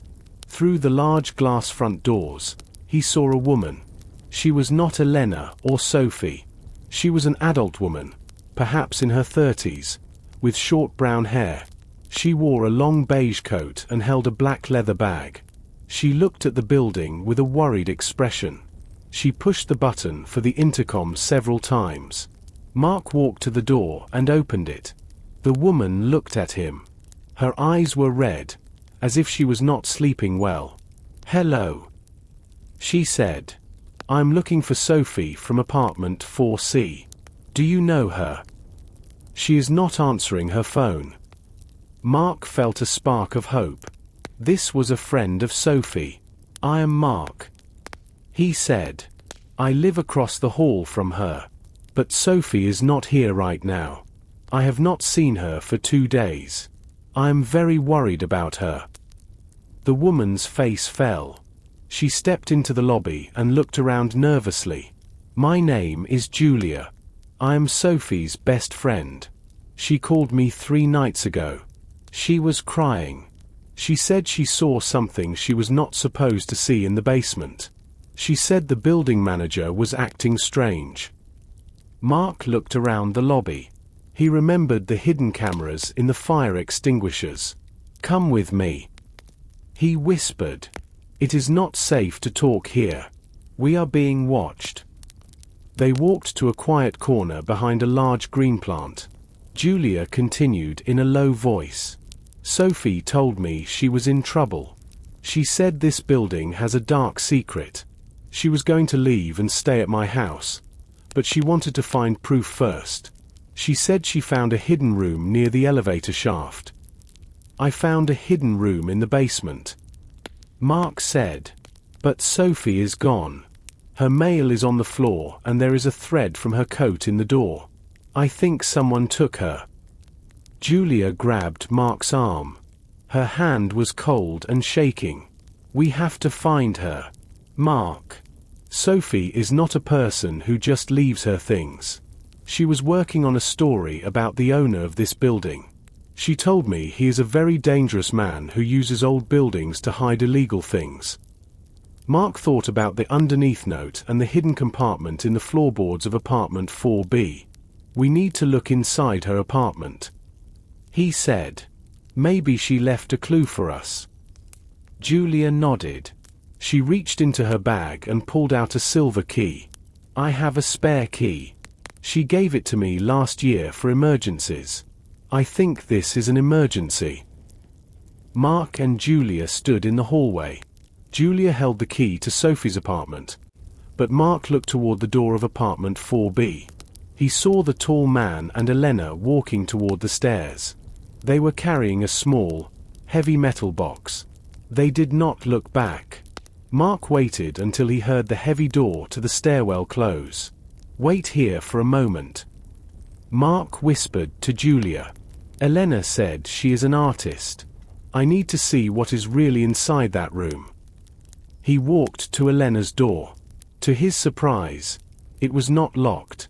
Perhaps they were in a hurry. He pushed the door open and stepped inside. He expected to see the empty room with a single chair and the hole in the floor. But something had changed. In the center of the room, there were now several large wooden boards. They stood on metal legs like tables. Mark walked closer, thinking he would see paintings of trees or mountains. Instead, he saw rows and rows of photographs. The photographs were not of nature. They were photos of the people in the building. Mark saw a picture of Mr. Henderson sitting in his office. He saw a picture of the woman from the 3rd floor carrying her groceries. Then, he found a group of photos that made his blood run cold. There were photos of Sophie. In one picture, she was looking through her mailbox. In another, she was walking up the stairs. In the last photo, she looked terrified. She was standing at her own front door, looking at the small red X. Next to the photos of Sophie were photos of Mark. He saw himself sitting at his desk, writing.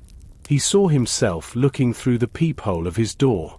There were even photos of him talking to the police officer in the lobby. Elena was not an artist. She was a professional observer. She was studying them like animals in a cage. Mark looked at the back of the photos. Each one had a date and a time written in red ink. Under his own photo, someone had written, "Subject 4A. Watching too closely." He felt a wave of nausea. This was why Elena had no paint or brushes. Her art was the lives of her neighbors. He looked around the room for more clues. On a small table, he saw a map of the 4th floor. There were red lines drawn from apartment 4B to every other room. The lines showed exactly where the hidden cameras were placed. Suddenly, Mark heard a voice from the hallway. "Mark, are you okay? Someone is coming up the stairs." It was Julia. Mark grabbed one of the photos of Sophie and tucked it into his pocket. He ran out of apartment 4B and closed the door just as the sound of heavy boots reached the top floor. He and Julia ducked into the shadows near the elevator. He realized now that they were not just living in an apartment building. They were living in a trap designed by someone who wanted to know their every secret. Julia's hand was trembling as she slid the silver key into the lock of apartment 4C. The door opened with a soft click. Inside, the apartment was dark and smelled like stale air and lavender. It was a stark contrast to the chemical stench of 4B. This was a home. There were soft rugs, a shelf full of old books, and a half-finished cup of tea sitting on a side table. "Sophie!"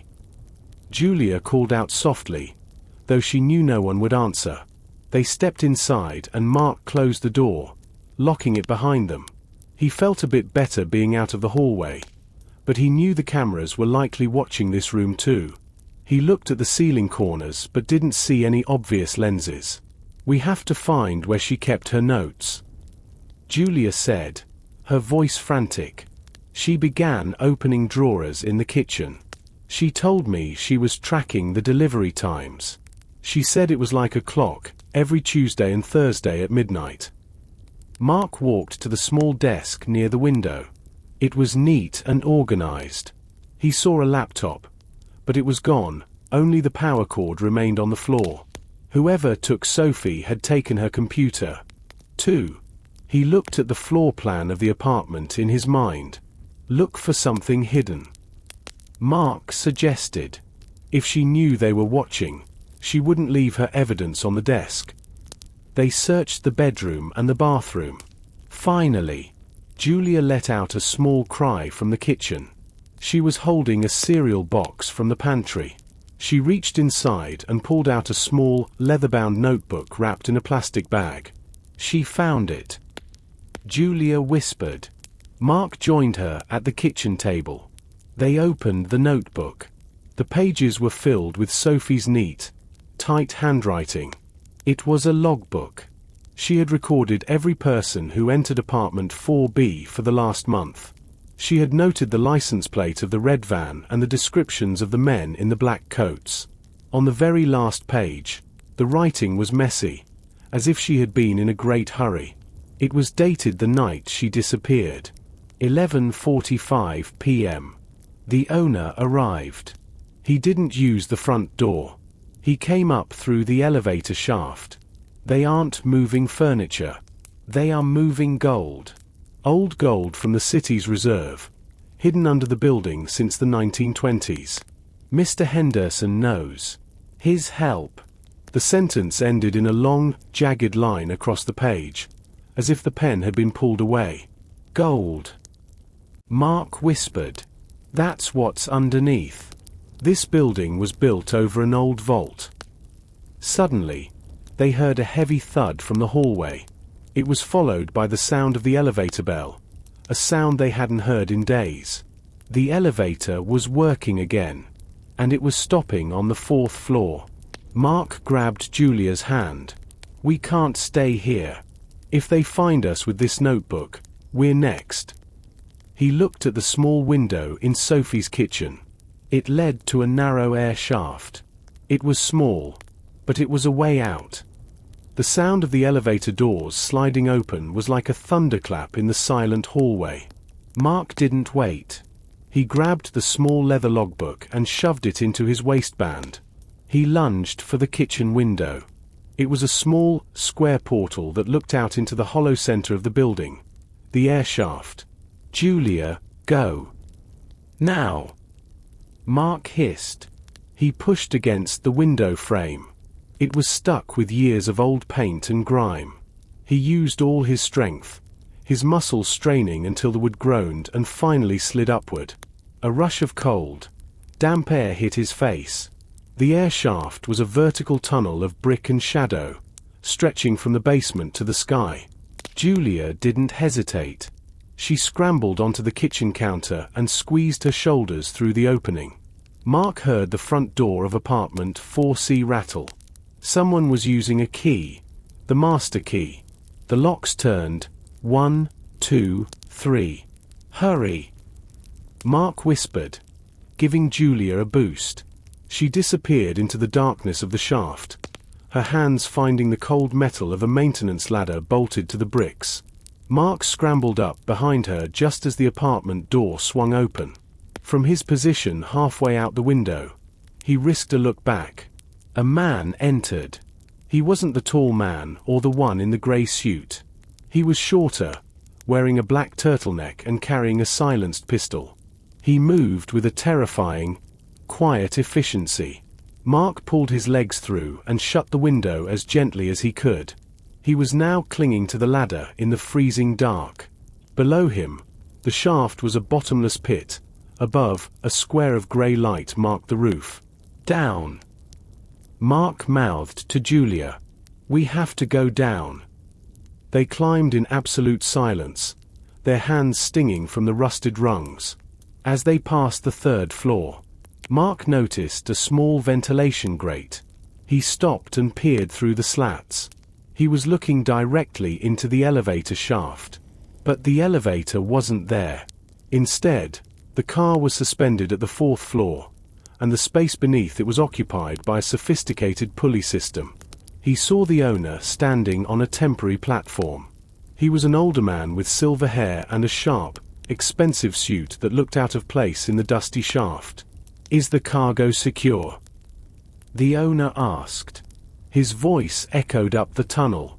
"The last of the bars are being moved to 4B for the roof extraction, sir." A voice replied from below. "Good. And the witnesses?" "The manager is neutralized. The woman from 4C is in the holding cell.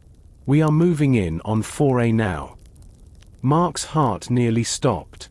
Sophie was alive. She was being held somewhere in the building. He looked at Julia, her eyes wide with terror in the dark. He pointed downward, toward the basement. If the holding cell existed, it was likely near that hidden room he had found earlier. They had to save her before the midnight extraction began. Mark and Julia descended the maintenance ladder with agonizing slowness. Every creak of the rusted metal sounded like a gunshot in the narrow brick chimney. They passed the second floor, then the first. Finally, the ladder ended at a concrete ledge just above the basement's foundation. Mark felt around in the dark. He found a heavy iron grate that served as a drainage vent. With a quiet grunt, he heaved it upward. It was heavy, but the dampness of the basement had loosened the mortar around the edges. He climbed through, then reached back to help Julia down. They were in a low-ceilinged utility crawl space. The air was thick with the smell of old oil and wet concrete. Mark turned on his flashlight, shielding the lens with his fingers to create a narrow, dim beam. He looked at the map Sophie had drawn in her logbook. "There," Mark whispered, pointing to a section of the basement wall that looked newer than the rest. The holding cell should be behind the old coal storage. They moved through the shadows, dodging the thick, pulsing pipes of the building's boiler system. As they approached the back of the basement, they heard a muffled sound, the rhythmic thumping of a heavy machine. It was the same sound Mark had heard in the surveillance room. They reached a heavy steel door that stood apart from the wooden storage lockers. It had a small, reinforced glass window. Mark stood on his tiptoes and looked through. The room inside was brightly lit by a single hanging bulb. It was a small, windowless concrete box. In the center, sitting on a metal cot, was Sophie. She was still wearing her bright green coat, but it was torn and dusty. Her hands were tied in front of her with plastic zip ties. She looked exhausted, her head hanging low. "Sophie!" Julia gasped, reaching for the door handle. "Wait!" Mark grabbed her arm. "Look at the corner." A small, black dome was mounted to the ceiling. A security camera. It was red-eyed and active. If they opened that door, the man in the grey suit or the shorter man with the pistol would be there in seconds. Mark looked at the wires running from the camera along the ceiling. They led toward a junction box near the boiler. Step 1. Disable the camera. Step 2. Break the lock. Step 3. Get Sophie out before the elevator returns. Mark reached into his pocket and pulled out a small multi-tool he used for fixing his desk. "I'm going to cut the feed," he whispered to Julia. "As soon as I do, you get her. I'll watch the stairs." He climbed onto a stack of wooden pallets and reached for the junction box. His hands were sweating, making the tool slippery. He found the thin video cable and squeezed. Snap! The red light on the camera died. "Go!" Mark urged. Julia threw her weight against the door. It was locked, but Mark used a heavy iron pipe from the floor as a lever.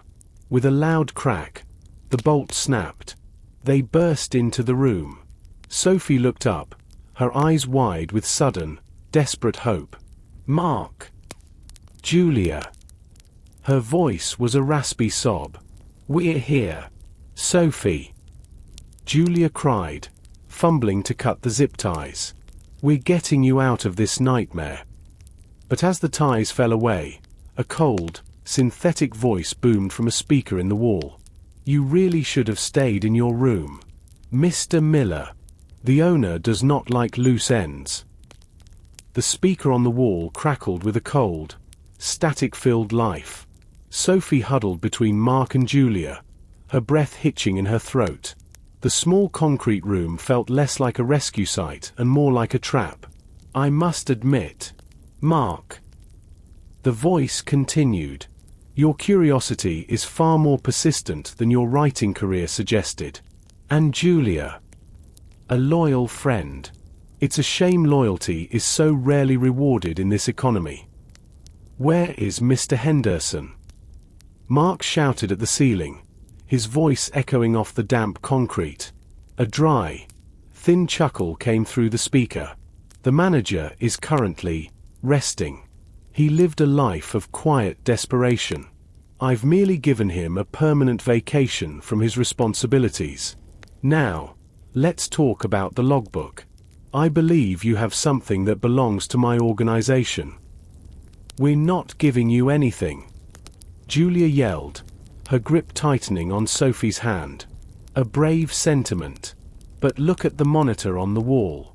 Mark, I think you'll find the situation has changed." A small screen near the door flickered on. It showed the fourth-floor hallway. The man in the grey suit was standing in front of Mark's door, but he wasn't alone. He was holding a gallon of the same clear, bitter-smelling acid Mark had seen earlier. He began pouring it onto the floorboards of the hallway. "The building is old, Mark. Very dry. Very flammable. And I have enough of that chemical catalyst to turn the fourth floor into a furnace in under 3 minutes. Give me the notebook, and I might let the 3 of you leave through the back alley. Refuse, and the entire building goes up with you inside." Mark felt the weight of the leather book against his spine. He knew the owner was lying. Villains like this didn't leave witnesses. But he also knew they couldn't stay here. He looked at the walls, searching for the underneath Sophie had written about. He noticed the floor of the holding cell wasn't solid concrete. It was made of heavy iron plating, disguised with a thin layer of grey dust. In the corner, there was a circular wheel, half hidden behind a stack of empty crates. We have to go lower. Mark whispered, gesturing toward the floor. Lower. Sophie hissed, her eyes wide. There's nothing but the foundation. The gold. Mark replied. The vault isn't in the building. The building was built over the vault. That's why they're using the elevator shaft. It's the only direct vertical line to the old city treasury. Mark lunged for the iron wheel. It was rusted and cold, biting into his palms. He leaned his entire body weight into it. Julia and Sophie joined him, their hands overlapping. With a terrifying, metallic groan, the wheel turned. The floor plate didn't lift. It slid sideways, revealing a dark, square hole and a set of narrow stone steps leading into the deep earth. He's moving. The owner's voice boomed, no longer calm. Gray. Get to the basement. Now. The group didn't wait. They plummeted into the darkness of the old vault just as the steel door of the holding cell was kicked open from the outside. The stone steps were slick with nearly a century of condensation. Mark led the way, his small flashlight cutting a narrow path through air that tasted like cold metal and ancient history. As they reached the bottom, the beam hit something that made all three of them stop in their tracks. They were standing in a massive, circular chamber. The walls were reinforced with thick steel ribs, and in the center, stacked neatly on rotting wooden pallets, were hundreds of gold bars. They caught the dim light, glowing with a dull, heavy yellow that felt almost suffocating. The city's lost reserve. Sophie whispered, her hand over her mouth. They found it. They weren't just renting apartments.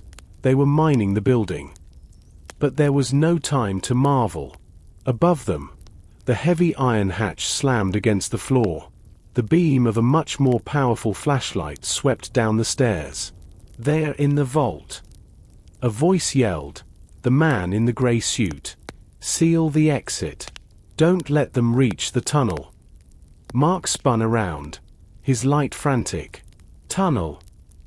What tunnel? He saw a series of large, rusted pipes running along the ceiling, and behind a stack of gold, a heavy iron door with a wheel lock similar to the one above. A small sign was bolted to the brickwork. Municipal drainage.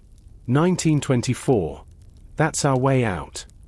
Mark said, grabbing Julia and Sophie. They scrambled over the gold bars, their shoes clinking against the precious metal. Mark reached the door and gripped the wheel. It wouldn't budge. It's rusted shut. The footsteps were halfway down the stairs. Mark could hear the metallic click-clack of a weapon being readied. Sophie, the chemical. Mark remembered the bag from the trash room. Did you see where they kept the supplies in the holding cell? I have a bottle of the solvent. Sophie pulled a small glass jar from her coat pocket. I grabbed it when Julia was cutting the ties. I thought I could use it as a weapon. Pour it on the hinges. As Sophie doused the rusted metal, the liquid hissed and bubbled, eating through decades of corrosion. Mark kicked the door with his heavy boot. On the third strike, the door groaned and swung open into a dark, echoing void. They tumbled through just as the man in the grey suit reached the bottom of the stairs. A bullet sparked off the iron door frame. Mark pulled the door shut from the inside, but there was no wheel to lock it on this side. We have to run, Mark said, his voice echoing in the tunnel. This leads to the old subway bypass. If we can reach the 4th Street station, we're safe. Wait, Julia said, pointing back at the door. Look at the timer. Attached to the inner wall of the vault, just beside the door, was a small digital clock wired to several blocks of grey putty. The numbers were glowing red: 02, 14, 02, 13, 02, 12. The owner wasn't just planning to burn the 4th floor. He was going to bury the entire building, and the evidence of his heist, underneath the city. The timer on the vault wall pulsed like a dying heart. 01, 45. Run! Mark shouted. The three of them sprinted into the dark, brick-lined tunnel. The air was thick with the smell of wet coal and the metallic tang of old rails. This was a bypass tunnel, built a century ago and forgotten by the city above. Behind them, they heard the frantic shouting of the man in the grey suit as he struggled to reopen the jammed iron door. The tunnel began to slope upward. Mark's flashlight flickered, the battery dying at the worst possible moment. "Stay close to the wall," he yelled over the sound of their own heavy breathing. Suddenly, a deep, low rumble shook the earth. It wasn't a train. The ground beneath their feet buckled, and dust rained down from the brick ceiling. The timer had hit 0. Far behind them, a massive explosion rocked the foundation of the apartment building. The sound was a deafening roar that chased them through the tunnel like a physical weight. The shockwave knocked them to the ground. Mark felt the heat of the blast, followed by a thick cloud of suffocating dust and smoke. He coughed, his lungs burning. "Julia. Sophie. We're here." Sophie's voice came through the dark, weak but steady. They scrambled to their feet. Ahead of them, a faint, rhythmic light began to pulse. It was the blue and white light of the 4th Street subway station. They burst through a rusted maintenance gate and tumbled onto the platform just as a midnight train was pulling out. Commuters stared in shock at the three people covered in soot, clothes torn, gasping for air. Mark didn't care. He looked back at the tunnel. A thick wall of debris had completely collapsed the entrance. The vault, the gold, and the men in the black coats were buried under tons of old city stone. 1 week later, the morning sun felt warmer than usual as Mark sat on a park bench across from the ruins of his old home. The building was a hollow shell, surrounded by yellow police tape and heavy machinery. The official story in the news was a catastrophic gas leak, but Mark knew the truth. He reached into his bag and touched the leather-bound logbook. It was safe. He had already sent copies of the photographs and Sophie's notes to the city's largest newspaper and the federal authorities. The owner had vanished, but a nationwide hunt was underway for the silver-haired man and his associates. Julia and Sophie were staying at a safe house provided by the police. Sophie had been a key witness, her detailed logs exposing a heist that had been years in the making. Mr. Henderson had been found alive in the basement rubble, injured but recovering in the hospital. Mark opened his laptop. For the first time in months, the words came easily. He wasn't writing a mystery novel anymore. He was writing the truth. He started with the first day he moved in, the strange sounds, the red van, and the woman who pretended to be an artist. He looked up at the empty space where the 4th floor used to be. The building was gone, and its secrets were buried. But the story was just beginning. The dust had settled over the ruins of the 4th floor, but the air in the city felt heavier than ever. Mark sat in a small, sterile hotel room provided by the police. The walls were white and empty, a sharp contrast to the crowded, mist-filled halls of his old home. He stared at his laptop, but his fingers hovered motionless over the keys. Every time he closed his eyes, he saw the silver-haired man, the owner. The police called him a ghost. There were no records of his birth, no tax filings for the corporation that bought the building, and no fingerprints found in the debris. It was as if the man had been conjured out of the city's own darkness. A soft knock at the door made Mark jump. He grabbed the heavy glass lamp from the bedside table, his heart hammering. "It's me, Mark. It's Julia." He opened the door. Julia looked exhausted. She was carrying a manila envelope. The police released some of the items they recovered from the basement rubble. She said, stepping inside. They didn't think this was important. They thought it was just an old ledger from the 1920s. Mark took the envelope and pulled out a soot-stained book. It wasn't a ledger. It was a log of properties. As he flipped through the brittle pages, he saw a list of addresses across the city. His old building was circled in red, but there were 6 other circles in the same ink. It wasn't just one vault. Mark whispered. This was a map. The gold they were moving. It was only a fraction of the total. They are using the city's old infrastructure, abandoned subways, forgotten basements, and drainage tunnels, to move assets right under the feet of the public. He looked at the next address on the list. 1422, Blackwood Drive. It was an old clock factory on the edge of the industrial district. Suddenly, Mark's phone buzzed on the desk. It was an unknown number. He answered it, but heard only the sound of a rhythmic, mechanical ticking. It sounded like a massive clock. "You have the map, Mr. Miller," the voice said. It was the cold, cultured tone of the owner. "But a map is useless if you don't know the time. The extraction at Blackwood begins at dawn. If you go to the police, Sophie and Mr. Henderson will not survive the night." Mark looked at Julia. Her face went pale. The safe house wasn't safe. The owner hadn't vanished. He had just moved to a larger board.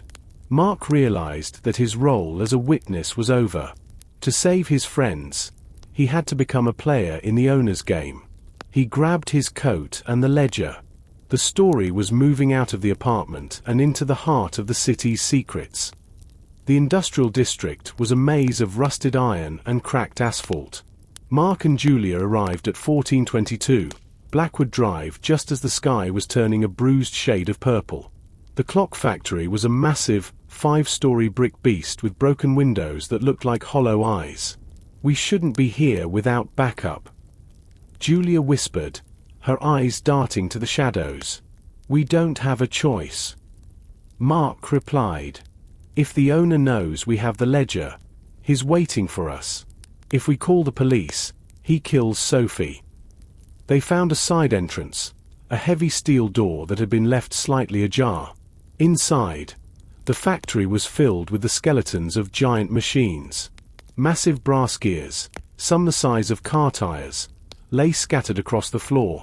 The air smelled of grease and old copper. In the center of the main floor stood a colossal clock tower mechanism. It was still ticking, a slow, deep thump-thump that vibrated in Mark's chest. Hanging from the rafters were several black crates, identical to the ones from the apartment vault. "Look." Julia pointed upward. On a narrow catwalk 40 feet above them, they saw a flash of silver hair. The owner was standing there, looking down at them. Next to him, bound to a support beam, was Sophie. She was gagged, her eyes wide with terror. "The promptness is appreciated, Mr. Miller." The owner's voice echoed through the vast space. "You are just in time for the final chime." "Let her go," Mark shouted. "You have the gold. You have the building. Why are you still doing this?" "Gold is just metal, Mark. This is about history. This factory sits atop the original telegraph hub of the city. Beneath us are the wires that once carried every secret of the founding families. Information is the real currency." The owner reached into his pocket and pulled out a small, ornate key. The same silver key Mark had seen in Elena's hand. He inserted it into a small slot on the side of the giant clock mechanism. "The extraction isn't just physical," the owner explained. "We are deleting the records. When the clock strikes 6, a magnetic pulse will wipe the servers located in the basement. Every debt, every criminal record, and every deed in this city will vanish. A clean slate for those who can afford it." Mark realized the scale of the plan. This wasn't a simple robbery. It was a total reset of the city's power structure, and the countdown had already begun. The ticking of the giant clock grew louder, faster. Mark looked at the mechanism.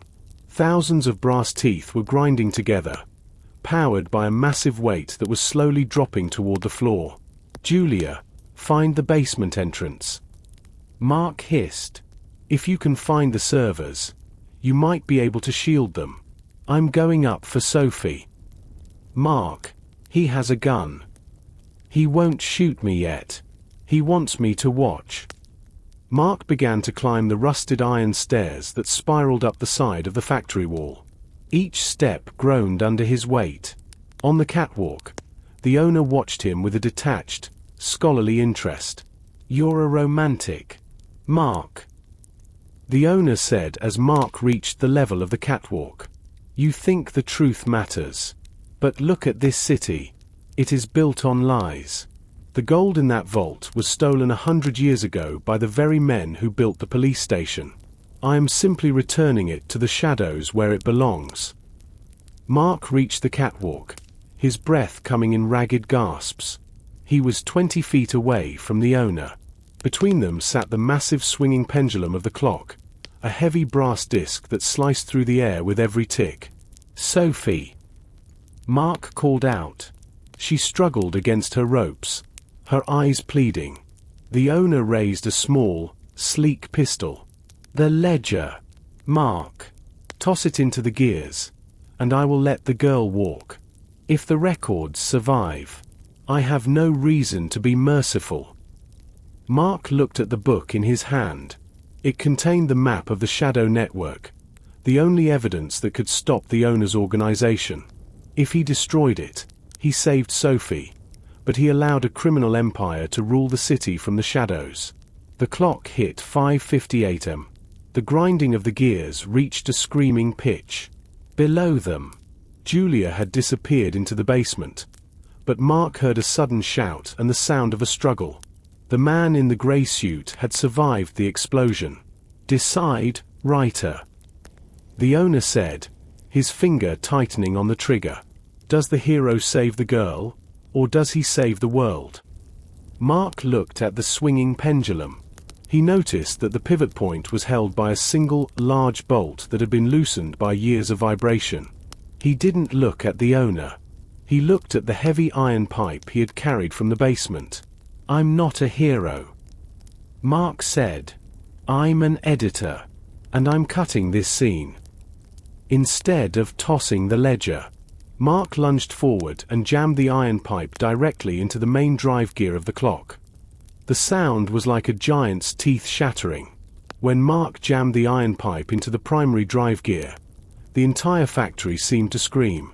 The massive brass wheels, powered by a weight of several tons, fought against the obstruction. Blue sparks showered the catwalk, smelling of ozone and burnt metal. The floor beneath Mark's feet buckled as the kinetic energy of the mechanism had nowhere to go. The owner staggered, his elegant composure finally breaking. The pistol in his hand wavered as the catwalk vibrated violently.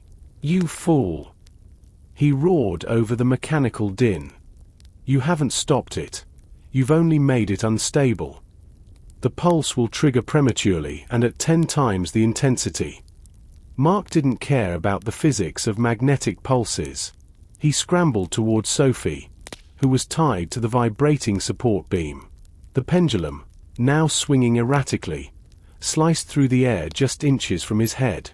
He reached into his pocket for the multi-tool, his fingers fumbling with the small blade. "Don't move, Sophie," he yelled. He began soaring through the thick nylon ropes. Every second felt like an hour. Above them, the main drive shaft began to glow a dull, angry red from the friction. Below, on the factory floor, the man in the grey suit appeared. He looked up, blood trickling from a wound on his forehead, a souvenir from the apartment explosion. He raised his own weapon, aiming for Mark. "Grey!" "No!" the owner shouted. "The pulse. If you fire now, the discharge will ignite the lubricant reservoirs." But the man in the grey suit was beyond orders. He was a creature of vengeance now. He pulled the trigger. The bullet missed Mark by a hair, striking the brass pendulum instead. The impact, combined with the extreme tension of the jammed gears, acted like a detonator. A massive crack echoed through the hall as the main drive gear finally shattered. Shrapnel, some pieces as large as dinner plates, flew in every direction. The owner was thrown backward, disappearing into the shadows of the upper rafters. Mark felt a sharp pain in his shoulder as a splinter of wood caught him, but the ropes were finally through. Sophie fell forward into his arms. "We have to get to Julia," she gasped, her voice raw from the gag. They looked over the railing. The man in the grey suit was gone, buried under a pile of falling gears. But the ticking had stopped, replaced by a low, electrical hum that made the hair on Mark's arms stand up. The servers in the basement were drawing power for the wipe. "The stairs are gone," Mark realized. The shrapnel had shredded the lower half of the iron spiral. He looked at the heavy black ropes used for the crates. They were still attached to the ceiling pulleys. "Hold on to me," Mark told Sophie. He grabbed the thick rope, wrapped it around his arm, and kicked off the catwalk. They plummeted toward the grease-stained floor just as the first electrical arc jumped from the clock mechanism to the rafters. While Mark and Sophie were swinging through the air like desperate acrobats, Julia was fighting her own battle in the sub-basement. The air down here was cold and smelled of sulfur. Rows of high-end servers hummed in the dark, their blue and green lights flickering like the eyes of deep-sea creatures. Julia had found the main terminal. But she wasn't alone. The shorter man, the one with the silenced pistol from Sophie's apartment, was waiting for her. He stood between her and the kill switch, his face a mask of professional indifference. "You're out of your league, girl," he said, stepping into the light of the server racks. "This isn't a game for amateurs." Julia didn't have a gun.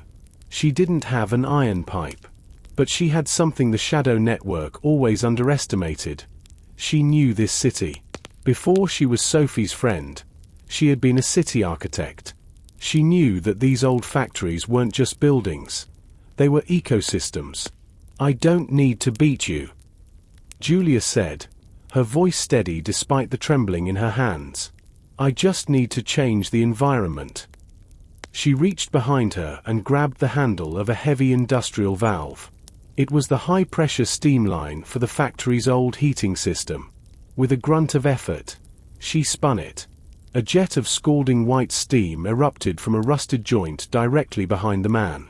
He screamed, stumbling forward as the white cloud blinded him. He fired blindly, his pistol hitting only the plastic casings of the servers. Julia didn't wait. She dove under the steam cloud, sliding across the slick floor toward the terminal. The screen was flashing a warning.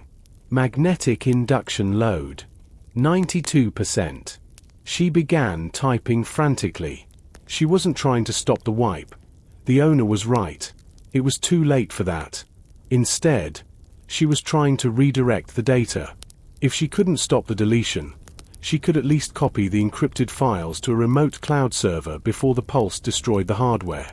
Almost there, she whispered. The man in the black turtleneck emerged from the steam, his face red and blistered. He raised his gun, his eyes full of hate. "Step away from the console." The man's eyes went wide, and he collapsed forward. Behind him stood Mark, holding a heavy brass gear like a makeshift shield. Sophie was right behind him, pale but standing. "Nice work with the steam, Julia." Mark panted. "The pulse." Julia pointed at the screen. 99%. "Get down. Hide behind the lead-lined battery cabinets." They dove for cover just as the world turned into a blinding flash of white light. There was no sound, only a feeling of immense pressure in their ears and a metallic taste in their mouths. Then, total darkness. The silence in the factory was absolute. No ticking, no humming, no steam. Mark opened his eyes, coughing as the smell of burnt electronics filled the air. He felt a hand on his shoulder. "Julia, is everyone okay?" she asked. Her voice sounded muffled, like she was underwater. "I think so," Sophie replied from the dark. Mark clicked on his dying flashlight.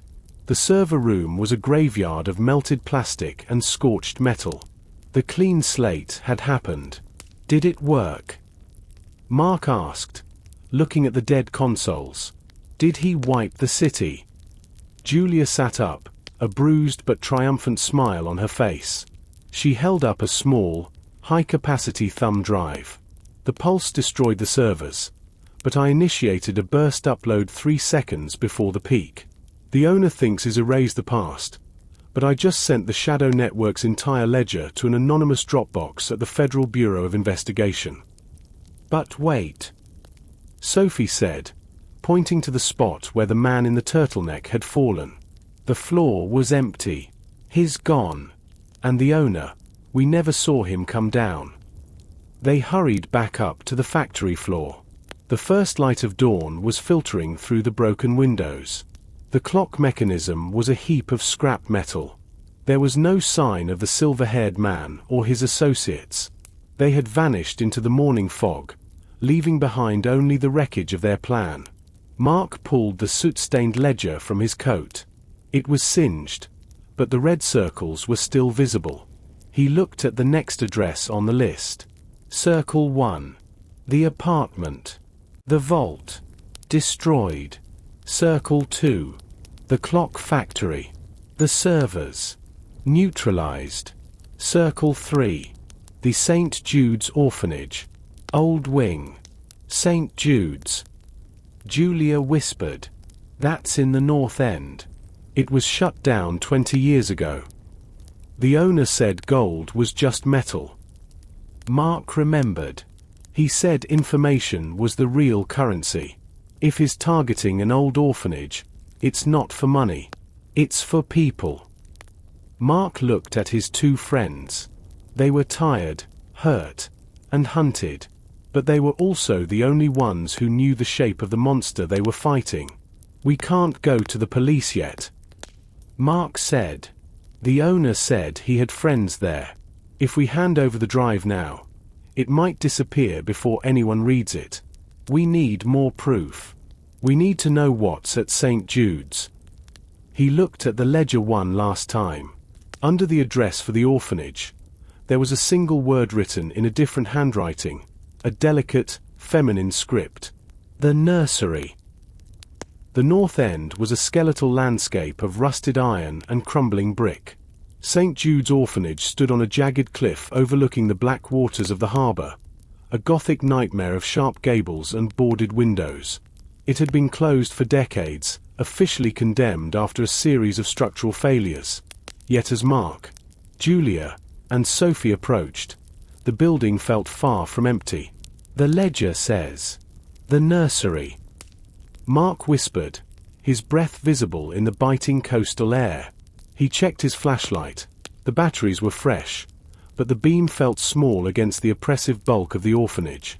Why would a criminal network care about a place where children haven't lived in 20 years? Maybe they never left. Sophie said, her voice trembling. She was still shaken from her time in the holding cell, but her eyes were sharp. She was looking at the ground. Look at the weeds, Mark. They've been trampled recently, and not by boots. These are small tracks, like sneakers. They found a cellar door that had been forced open. They descended into the bowels of the building, moving through a laundry room where rusted basins sat like hollow tombs. The air here was different from the factory. It didn't smell of grease, but of lavender and something sharp, like medicinal alcohol. As they moved toward the center of the basement, they heard it, a low, melodic humming. It was a woman's voice, singing a lullaby that felt centuries old. They rounded a corner and stopped. The old wing hadn't been abandoned. It had been renovated. Behind a heavy, modern glass partition was a room that looked like a high-tech hospital ward. There were 6 beds, each occupied by a teenager, all of them asleep. They were hooked up to machines that pulsed with a soft, blue light. Standing over one of the beds was a woman in a white lab coat. She wasn't Elena, but she had the same clinical, detached expression. She was holding a tablet, recording data from the monitors. They aren't moving gold or data. Julia whispered, her horror mounting. They are moving people. But why? Look at the screens. Mark noted, pointing to the monitors above the beds. They weren't tracking heart rates or blood pressure. They were displaying complex 3D maps of human neural pathways. Words flashed at the bottom of the screens. Synaptic mapping. 84% complete. Mark realized then that the owner's clean slate wasn't just about erasing the city's records. It was about rewriting the future. These children weren't just victims. They were the hardware. The shadow network was attempting to map human intuition, to turn the unpredictable nature of the human mind into an algorithm they could control. "We have to get them out," Sophie said, her hand already reaching for the glass door. "Wait," Mark cautioned, grabbing her wrist. "Look at the floor. Pressure sensors. If we step in there without the right frequency, those machines might shut down, and we don't know what that does to their brains." The woman in the white coat turned suddenly. She hadn't heard them, but a small alarm had on her tablet. She looked directly at the dark corner where they were hiding. She didn't scream. She didn't run. She simply pressed a button on the wall. "Security to the nursery," she said calmly. "We have intruders. Initiate the transfer protocol."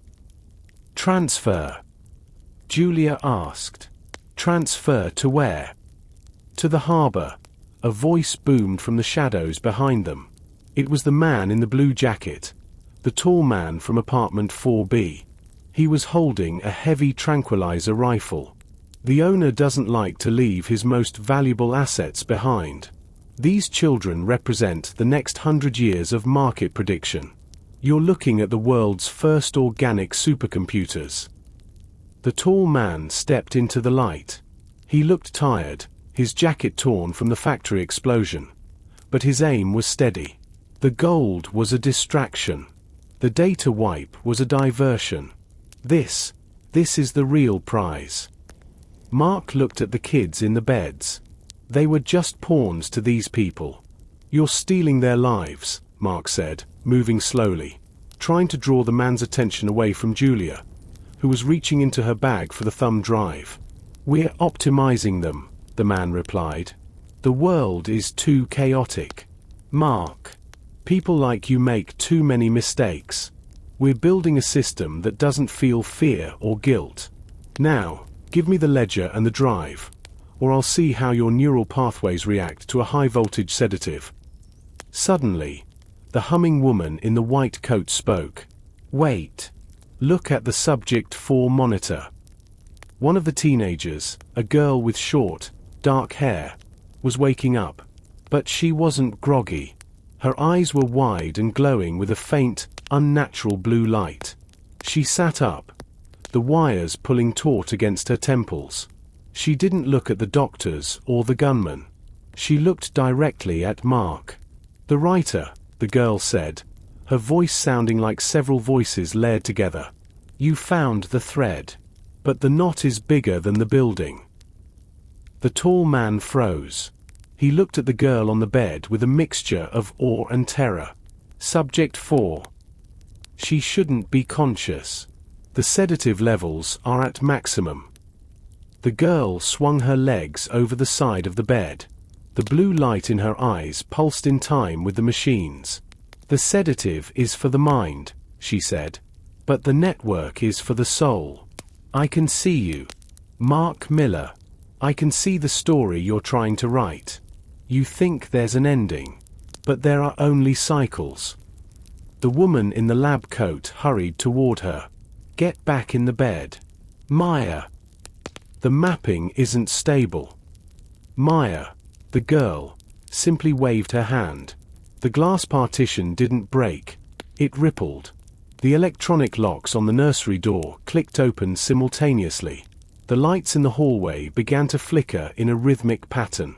Morse code. R-U-N. "She's controlling the building's electrical grid," Julia whispered, her eyes wide. "The neural mapping. It worked. She's part of the network now." The tall man raised his rifle, his face hardening. "If she's compromised, she's useless. Kill the feed. Shut it all down." "No!" Mark shouted, lunging at the man. The basement exploded into chaos. The tall man fired, but the tranquilizer dart was caught mid-air by a sudden surge of magnetic force from the medical equipment. Maya stood up, her feet barely touching the cold floor. The other 5 teenagers began to sit up in unison, their eyes reflecting the same haunting blue glow. "You wanted a clean slate," Maya said, her voice echoing through the speakers in the ceiling. "So let's start with your heart." The tall man clutched his chest, his rifle clattering to the floor. He wasn't being shot. He was being overloaded. The pacemaker in his chest was being forced into a fatal rhythm by the sheer electromagnetic output of the girl's presence. He collapsed, gasping for air. "Mark, we have to get them out of those chairs," Sophie cried, running into the room. Mark grabbed the woman in the white coat. "How do we unhook them without killing them?" The woman was shaking, her professional mask shattered. "You can't. They are synchronized. If you pull one, the feedback loop will fry all of them. You need the neural key." "Where is it?" "The owner," she sobbed. "He always keeps it. It's the silver key. The one from the clock. It's not just a key for machines, it's the master frequency." Mark realized with a sinking heart that he had left the silver key in the clock factory, jammed in the gears. But then he remembered. Elena. She had been carrying a silver key too. And there was one more place it might be. "The third circle," Mark muttered, looking at the ledger. "St. Jude's isn't the end. It's the junction." He looked at Maya. She was staring at the ceiling, her body trembling under the weight of the data flowing through her. "The harbor," she whispered. "He's at the harbor. The extraction began 10 minutes ago." The air in the nursery was vibrating with a low-frequency hum that made Mark's teeth ache. Maya stood in the center of the room, her small frame a conductor for the immense energy flowing through the building's old wiring. The other 5 teenagers remained in a trance-like state, their neural maps glowing on the screens like constellations. "The key," Maya repeated, her voice sounding hollow, like she was speaking from the bottom of a well. "The silver key is the only thing that can stabilize the frequency. Without it, our minds will shatter when the connection breaks. He's taking the master signal to the sea. We can't leave them like this." Julia cried, looking at the blinking medical monitors. "Mark, if we don't get that key, these kids won't just lose their memories, they'll lose everything." Mark grabbed the woman in the white lab coat. "The extraction at the harbor. Where exactly?" "Which pier?" "Pier 19, she stammered, her eyes darting toward the door. "The Ethel Guard. It's a private research vessel. It has a localized server that acts as the anchor for the neural link. If that ship leaves the harbor without the synchronization key, the distance will cause a synaptic snap." Mark looked at Sophie and Julia. "Take the doctor. Get the kids ready to move if the signal stabilizes. I have to get to Pier 19. "You're going alone?" Sophie asked, her voice full of concern. "I'm the only one who knows what the owner looks like in the dark," Mark said, his voice hardening. He reached into his pocket and felt the cold weight of the leather ledger. "And I still have the one thing he needs to finish his map." He ran out of the nursery, through the laundry room, and out into the biting salt air of the North End. The harbor was only a few blocks away, but the fog had rolled in, thick and grey, swallowing the streetlights. He could hear the distant, mournful wail of a foghorn. As he reached the edge of the docks, he saw the Ethel Guard. It was a sleek, black ship, devoid of markings, its decks bristling with high-gain antennas and satellite dishes. It looked less like a ship and more like a floating fortress. At the end of Pier 19, a small group of men in black coats stood guard. Among them, Mark saw the silver-haired man. The owner was holding a small, metallic briefcase. He looked calm, checking his watch as the ship's engines began to rumble. Mark crouched behind a stack of shipping containers. He realized he couldn't just rush them. He needed a distraction. He looked at the heavy crane looming over the pier, its hooks swaying in the wind. Next to it was a control booth, the door hanging open. Think like a writer. Mark whispered to himself. Change the setting. He moved through the shadows, his heart hammering against his ribs. He reached the crane's ladder and began to climb. Above him, the fog swirled, cold and damp. From this height, the pier looked like a game board. He saw the owner walk toward the gangplank. Mark reached the control cabin. It was old, the levers coated in rust. He searched for the emergency release. On the floor, he saw a small, discarded radio. He turned it on, the static loud in the quiet night. He tuned it to the frequency he had heard in the basement. The rhythm of the clock. The owner stopped on the gangplank, his head snapping around. He knew that sound. It was the sound of his failed plan at the factory. Mark seized the moment. He grabbed the heavy crane lever and pulled it back with everything he had. The massive iron hook swung out into the darkness, crashing into the Ethelgard's main satellite array with a deafening screech of tearing metal. The impact sent a shower of sparks across the deck of the Ethelgard. The guards on the pier scrambled, drawing their weapons and firing into the fog, but they couldn't see Mark in the high crane cabin. Search the crane. The owner roared, his calm facade finally shattered. Kill anyone you find. Mark didn't wait for them to reach him. He used the crane's secondary winch to lower himself rapidly on a cable, swinging toward the deck of the ship. He landed hard, the wind knocked out of him, but he rolled behind a row of lifeboats.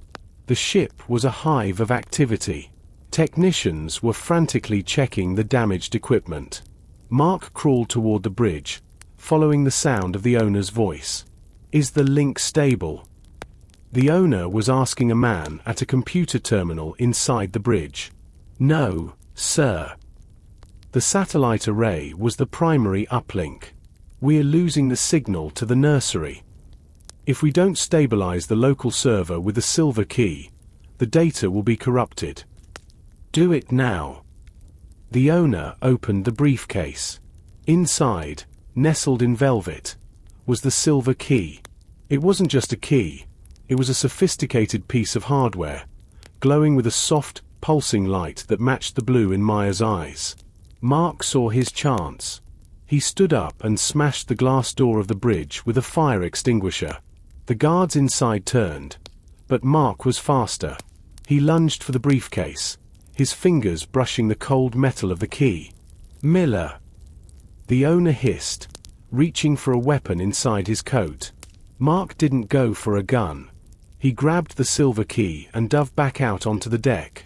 If I go overboard with this, your organic computers become nothing but vegetables.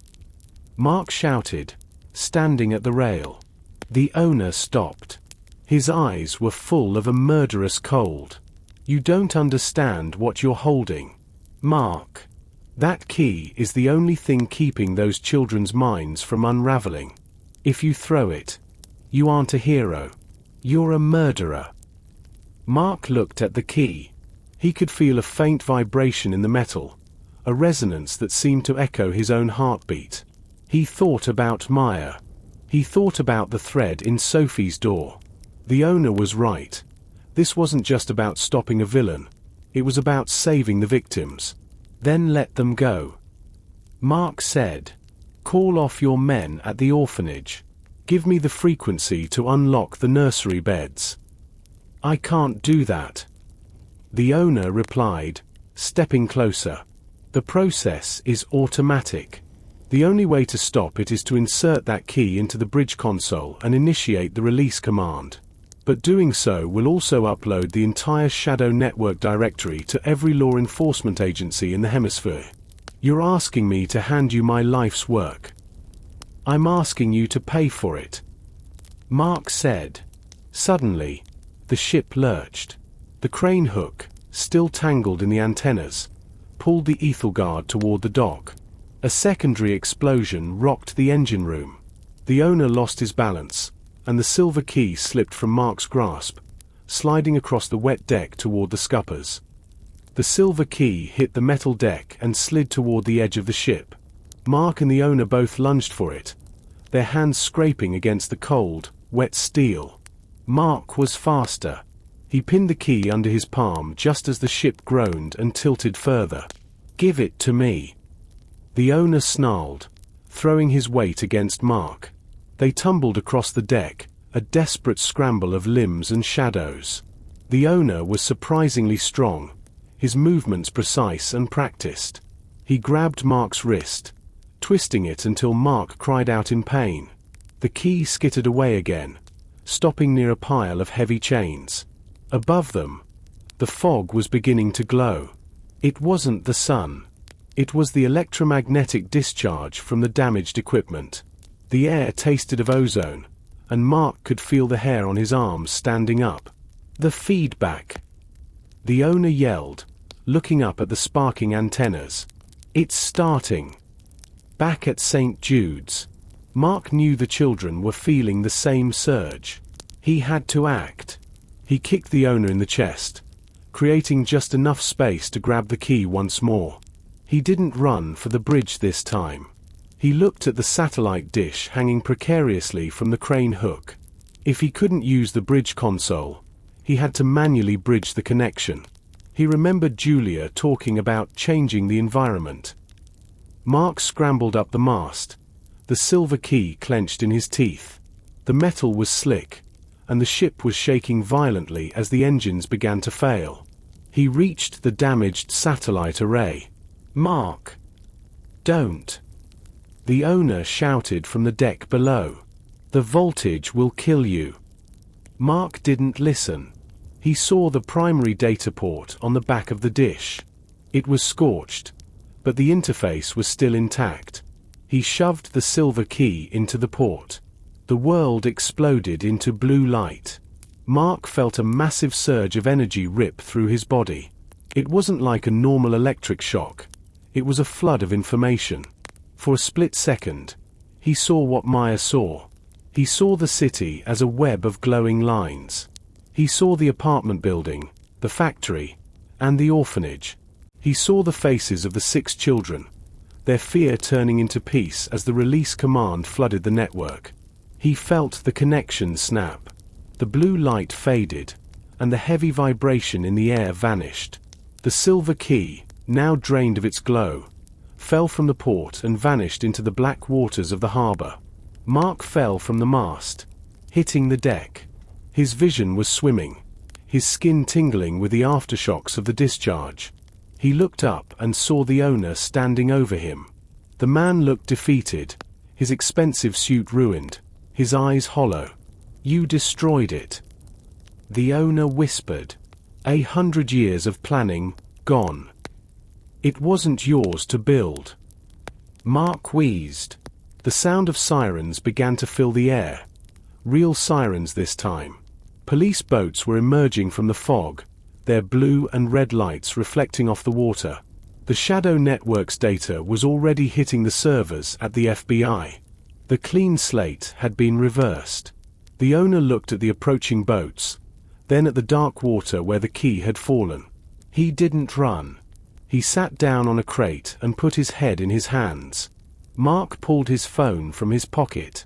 It was cracked, but the screen flickered to life. A single message sat on the display from Julia.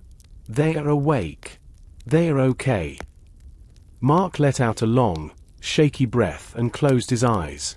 The story of the 4th floor was finally, truly over. The fog at Pier 19 finally began to lift, shredded by the dawn wind and the flashing strobe lights of a dozen police cruisers. Mark sat on the edge of an ambulance, a thick wool blanket draped over his shoulders. His hands were still trembling, the faint scent of ozone clinging to his skin like a ghost. Nearby, the owner, whose real name, the police had discovered, was Arthur Sterling, was being led away in handcuffs. He didn't look like a mastermind anymore.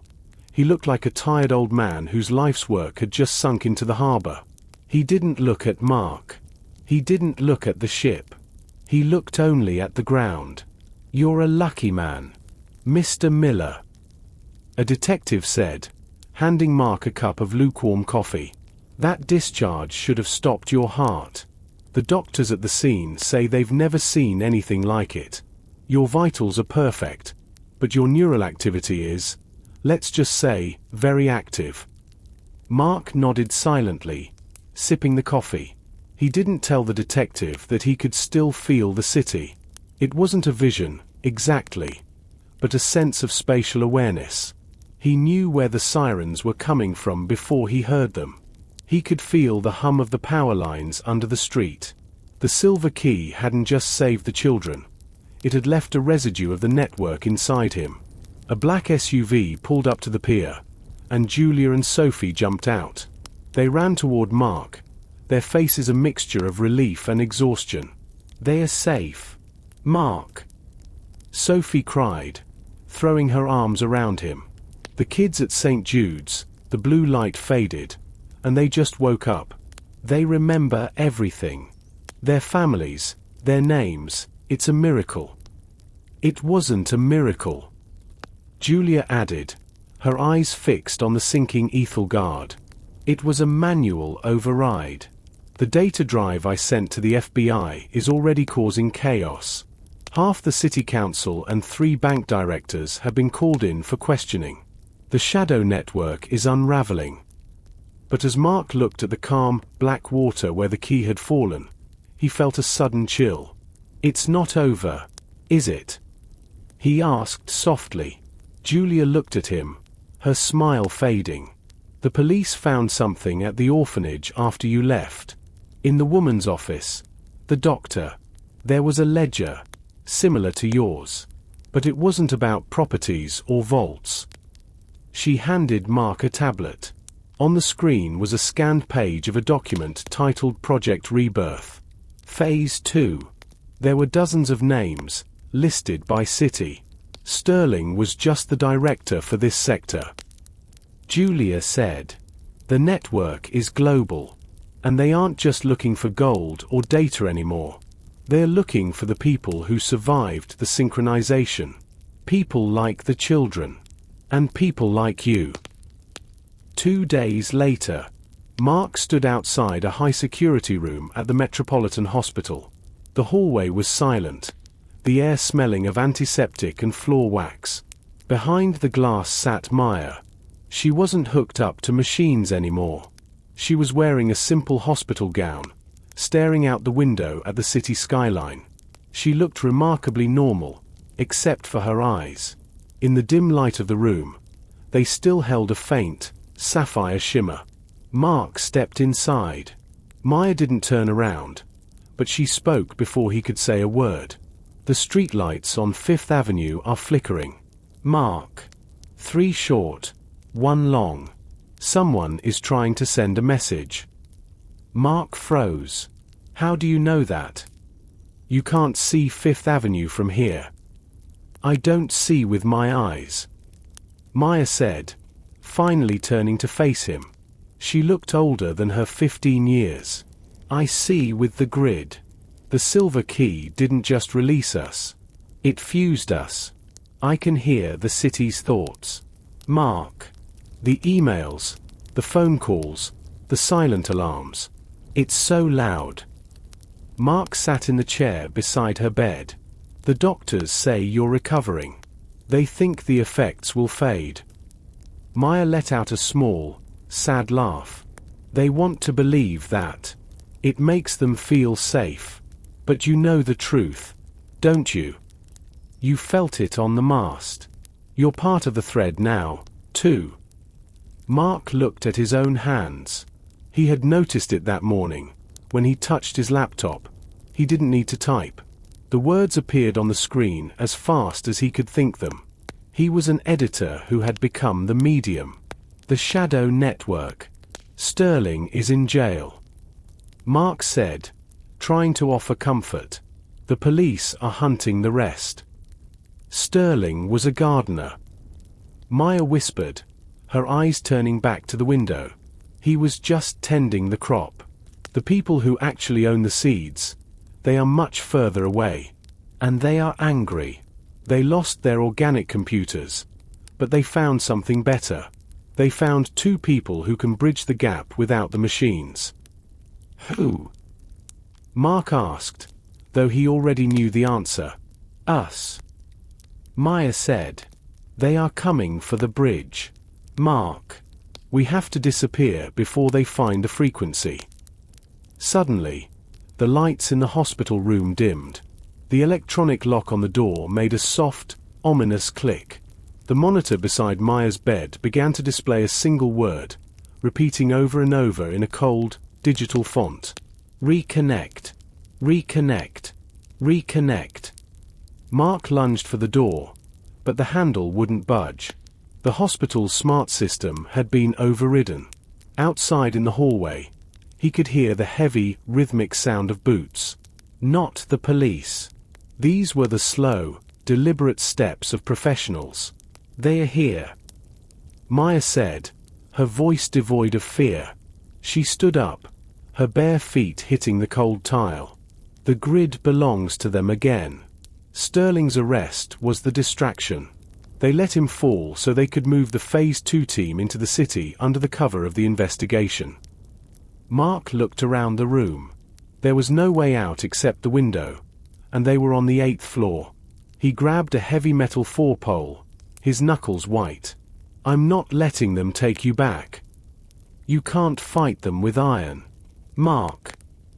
Maya said. She walked to the large mirror on the wall. You have to fight them with the story. Remember what you told Sterling. You're an editor. You need to cut the feed. The door to the room began to glow a dull orange. Someone was using a thermal lance to cut through the reinforced steel.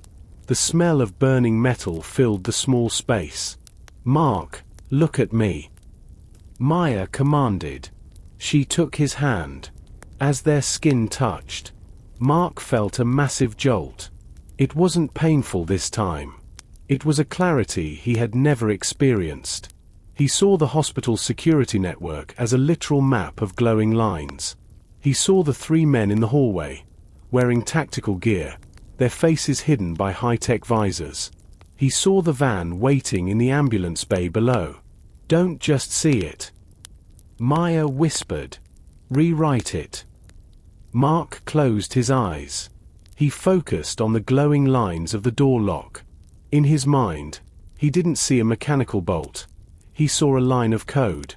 He reached out with his thoughts and edited the command. Command. Lock. Reverse polarity. The thermal lance outside sputtered and died. The men in the hallway stumbled back as the door didn't just open.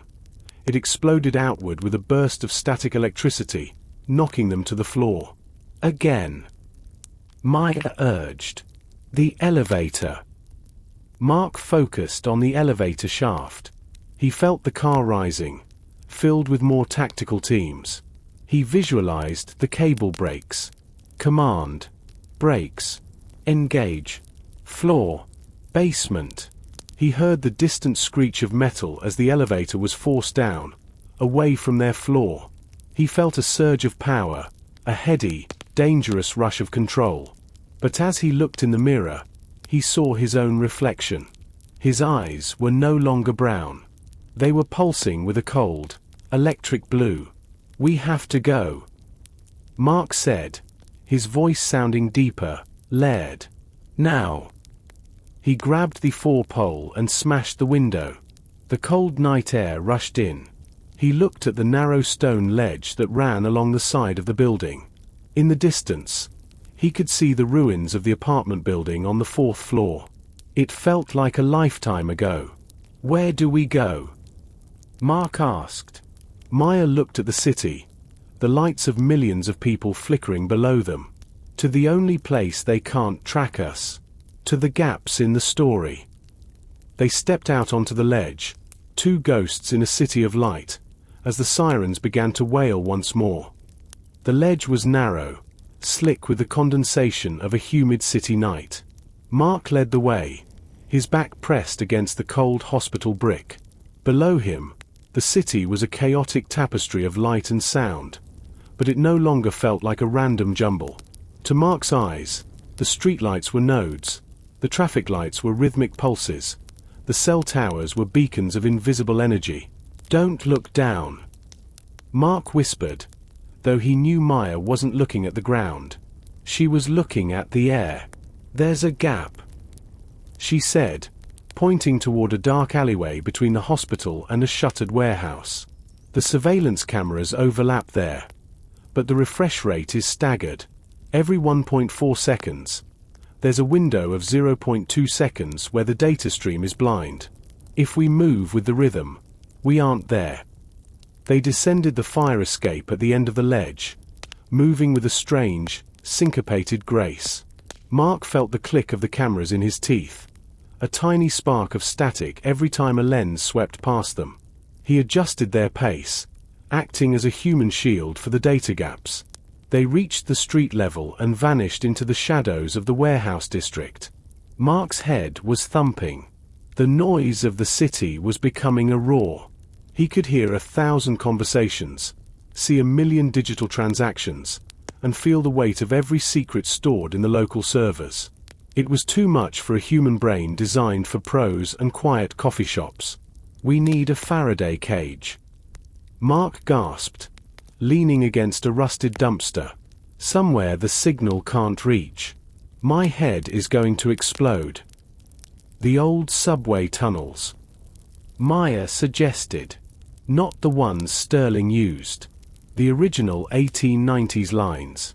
They're too deep, encased in lead-lined soil and thick iron. It's the only place where their owner, or whoever is above him, can't see us." As they moved toward the hidden entrance of the old Atlantic Avenue tunnel, Mark saw a black sedan cruise slowly past. It didn't have its lights on. He didn't need to see the driver to know who it was. The Phase 2 hunters weren't just following footprints. They were tracking the ripples Mark and Maya left in the digital pond. "They are triangulating," Mark said, his voice straining. "Every time I use my mind to edit a lock or a camera, I'm lighting a signal fire. I have to stop." "You can't stop, Mark," Maya said, her blue eyes glowing with a terrifying intensity. "You're not the writer anymore. You're the story. And the story is currently being read by a monster." The Atlantic Avenue tunnel was a tomb of silence. As Mark and Maya descended the crumbling stone stairs, the roar in Mark's head began to fade. The layers of earth and iron acted as a divine filter, stripping away the digital static of the 21st century until there was nothing left but the sound of dripping water and their own breathing. "Peace," Mark whispered, sliding down a wall of damp brick. "I can finally think. Don't get too comfortable." A voice came from the darkness. Mark jumped, his hands instinctively reaching for the grid that wasn't there. But it wasn't a hunter. Out of the shadows stepped Julia and Sophie. They were carrying heavy backpacks and a battery-powered lantern. "How did you find us?" Mark asked, stunned. "Old-fashioned detective work," Sophie said, a small, tired smile on her face. "Julia remembered your notes about the 19th century infrastructure. She figured if you needed to hide, you'd go where the Wi-Fi dies."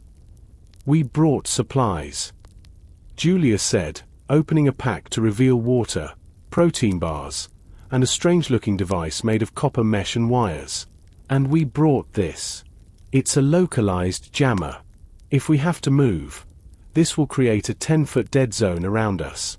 It won't stop them from seeing us with their eyes, but it'll stop them from tracking your neural signature." Mark looked at his friends. They had risked everything: prison, the shadow network, their lives, just to follow a thread he had started in a dusty apartment hallway. "The network isn't just trying to capture you, Mark," Julia said, her face turning grave. "The FBI drive, it's being erased. Someone inside the bureau is a cleaner. The files are disappearing as fast as they can be opened. And there's a new signal being broadcast from the city's highest point, The Zenith Tower. What kind of signal? Maya asked. A recall. Julia replied. They're broadcasting a high-frequency pulse that targets the specific neural mapping they did at St. Jude's. It's a home link protocol. It's designed to force the subjects, the kids, to walk toward the source. It's like a digital Pied Piper. Mark felt a cold fury. They're using the kids as bait. They know Maya won't let them walk into a trap alone. It's worse than that. Sophie added. The signal is aggressive. If the subjects don't reach the source within 6 hours, the pulse increases in intensity until the brain can't handle the load. They're going to burn them out to get to you. Mark stood up, his exhaustion replaced by a cold, sharp clarity. The edit he had to perform wasn't on a door or a camera anymore. He had to delete the broadcaster itself. The Zenith Tower is the tallest building in the tri-state area. Mark said, pacing the small circle of light. It's a fortress of glass and steel. If the architect is there, he's protected by the most advanced security on the planet. He's not just there. Maya said, her eyes fixed on a point far above them. He is the tower. He's been integrated. He's what the network wanted the kids to become. A perfect union of human strategy and machine speed. They call him the architect because he didn't just build the system. He lives in the walls. We can't go in the front door, Julia said. But the Zenith Tower was built on the foundation of the old Central Exchange. There's a direct pneumatic line that runs from this tunnel system straight into the tower's basement. They spent the next 3 hours prepping. Julia and Sophie would stay in the tunnels to act as a manual relay, using old-school radio frequencies that the architect's digital brain might overlook. Mark and Maya would use the pneumatic shaft to infiltrate the core. As they moved toward the shaft, Mark felt the first pulse of the homelink signal. Even deep underground, he felt a tug in the back of his mind, a desperate, biological need to turn toward the north. He saw Maya stumble, her hands clutching her head. I can hear them, she cried. The other kids, they're already walking. They're in their pajamas, walking toward the tower like ghosts. Stay with me, Maya, Mark said, grabbing her hand. The blue light in their eyes flared, connecting them. We're going to rewrite the ending. I'm going to find the architect, and I'm going to hit delete. They climbed into the narrow, pressurized tube. It was a cramped, terrifying journey upward through the dark, the air thick with the smell of old rubber and ozone. As they rose, the pulses grew stronger, vibrating through Mark's bones. They reached the top, the 110th floor. The pneumatic door opened, and they stepped out into a room that looked like the inside of a giant brain. Thousands of fiber-optic cables pulsed with a rhythmic, golden light. In the center of the room, suspended in a vat of translucent coolant, was a man. He was connected to the cables by hundreds of thin, silver needles. Welcome, Mr. Miller, a voice said, speaking not through a speaker, but directly into Mark's mind. I've been waiting for a new editor. My current script is becoming repetitive. The man in the vat didn't open his eyes. He didn't need to. He saw Mark through the thousands of sensors embedded in the building's skin. This was the architect, the final evolution of the Shadow Network's dream. You think you're here to save them? The architect's voice echoed in Mark's head, smooth and terrifyingly calm. But you're only here to complete the circuit. Maya is the receiver. You are the processor. Together, you will allow me to expand the grid beyond this city. We will become the nervous system of the world. The world doesn't want you, Mark shouted, his mind fighting against the architect's intrusion. It's a messy, broken, beautiful story, and you're trying to turn it into a spreadsheet. Order is the only beauty. Mark, look at what your freedom has done. Chaos, crime, suffering. With the grid, there is only balance. Suddenly, the homelink signal reached its peak. Maya collapsed to her knees, her eyes turning almost white. The blue light was being sucked out of her, flowing into the fiber optic cables. The architect was draining her to power his global expansion. "Mark, do it." Maya gasped. The ghost protocol. Cut the source. Mark realized what he had to do. He couldn't fight the architect in a digital duel. The man had 1,000,000,000 times the processing power. Mark had to change the language of the fight. He had to stop being a processor and start being an editor. He didn't attack the architect's mind. Instead, he reached out and touched the cooling vat. He didn't focus on the computer code. He focused on the physicality of the room. He remembered the feeling of the green thread in Sophie's door. He remembered the smell of the old books in her room. He remembered the weight of the gold bars. He forced those messy, sensory, UN digital memories into the architect's stream. He flooded the golden cables with the smell of wet pavement, the sound of a heartbeat, the taste of a bitter cup of coffee, and the feeling of guilt. "What is this?" The architect's voice wavered. "This is noise. This is non-sequential data. Stop it. It's not noise." Mark gritted his teeth, the blue light in his eyes turning a fierce, burning violet. "It's the human element. It's the stuff you can't quantify. It's the typo that makes the story real." The golden cables began to flicker and spark. The clean slate was being overwritten by the ghost protocol, a virus of pure human experience.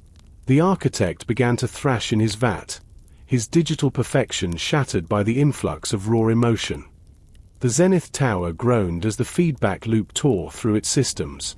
On the 110th floor, the fiber optic cables were melting, turning the golden light into a chaotic red. The architect's scream was a digital screech that shattered the glass windows of the observation deck. Mark felt his own mind fraying. To dump that much humanity into the grid, he had to give up everything he was. His memories of his parents, his first book, the face of his friends. It was all being used as fuel for the fire. "Mark, stop." Maya cried, her connection to the grid finally breaking. "You're deleting yourself. The story has to end, right?" Mark whispered. With one final, agonizing effort, he visualized the architect's core consciousness, the source code of the shadow network. He didn't use a command. He used a final, definitive stroke of the pen. Command. Delete all. End of file. A massive white flash erupted from the vat. The architect vanished, his consciousness scattered into 1,000,000,000 harmless fragments of light. The homelink signal died instantly. Across the city, the children stopped walking. They blinked, the blue light fading from their eyes, and looked around like they were waking from a long, strange dream. The Zenith Tower went dark. The grid was dead. Epilogue. The blank page. 1 month later, Mark sat in a small cafe on the edge of the city. He didn't have a laptop. He didn't have a phone. He had a simple notebook and a pen. He looked at his hands. They didn't sparkle with static anymore. His eyes were a steady, quiet brown. The shadow network had collapsed. Without the architect, the organization had crumbled into 100 squabbling factions, most of which were easily picked up by the police. Sterling was still in prison. The kids from St. Jude's were in a special recovery program, supervised by Julia and Sophie. Mark looked at the blank page in front of him. He had lost a lot of his memories in the final edit. He couldn't remember the name of his first school, or the plot of the novel he had been writing in apartment 4A. But he remembered the feeling of the sun on his face. He remembered the taste of the coffee in front of him. Maya walked into the cafe. She looked like any other teenager now, though she still had a certain quietness about her. She sat down across from him. "Can you still feel it?" Mark asked softly. Maya shook her head and smiled. No. The city is just a city again. It's loud, and it's messy, and it's perfect. How about you? Mark looked at his notebook. He had written a single sentence on the first page. There was once an apartment with a green thread in the door. I'm starting a new story. Mark said. It's a bit of a mystery, but I think I know how it ends this time. They sat together in the quiet cafe. Two people who had saved the world by remembering how to be human. Outside, the city hummed with life, not the pulse of a machine, but the heartbeat of millions of people, each writing their own story, one day at a time.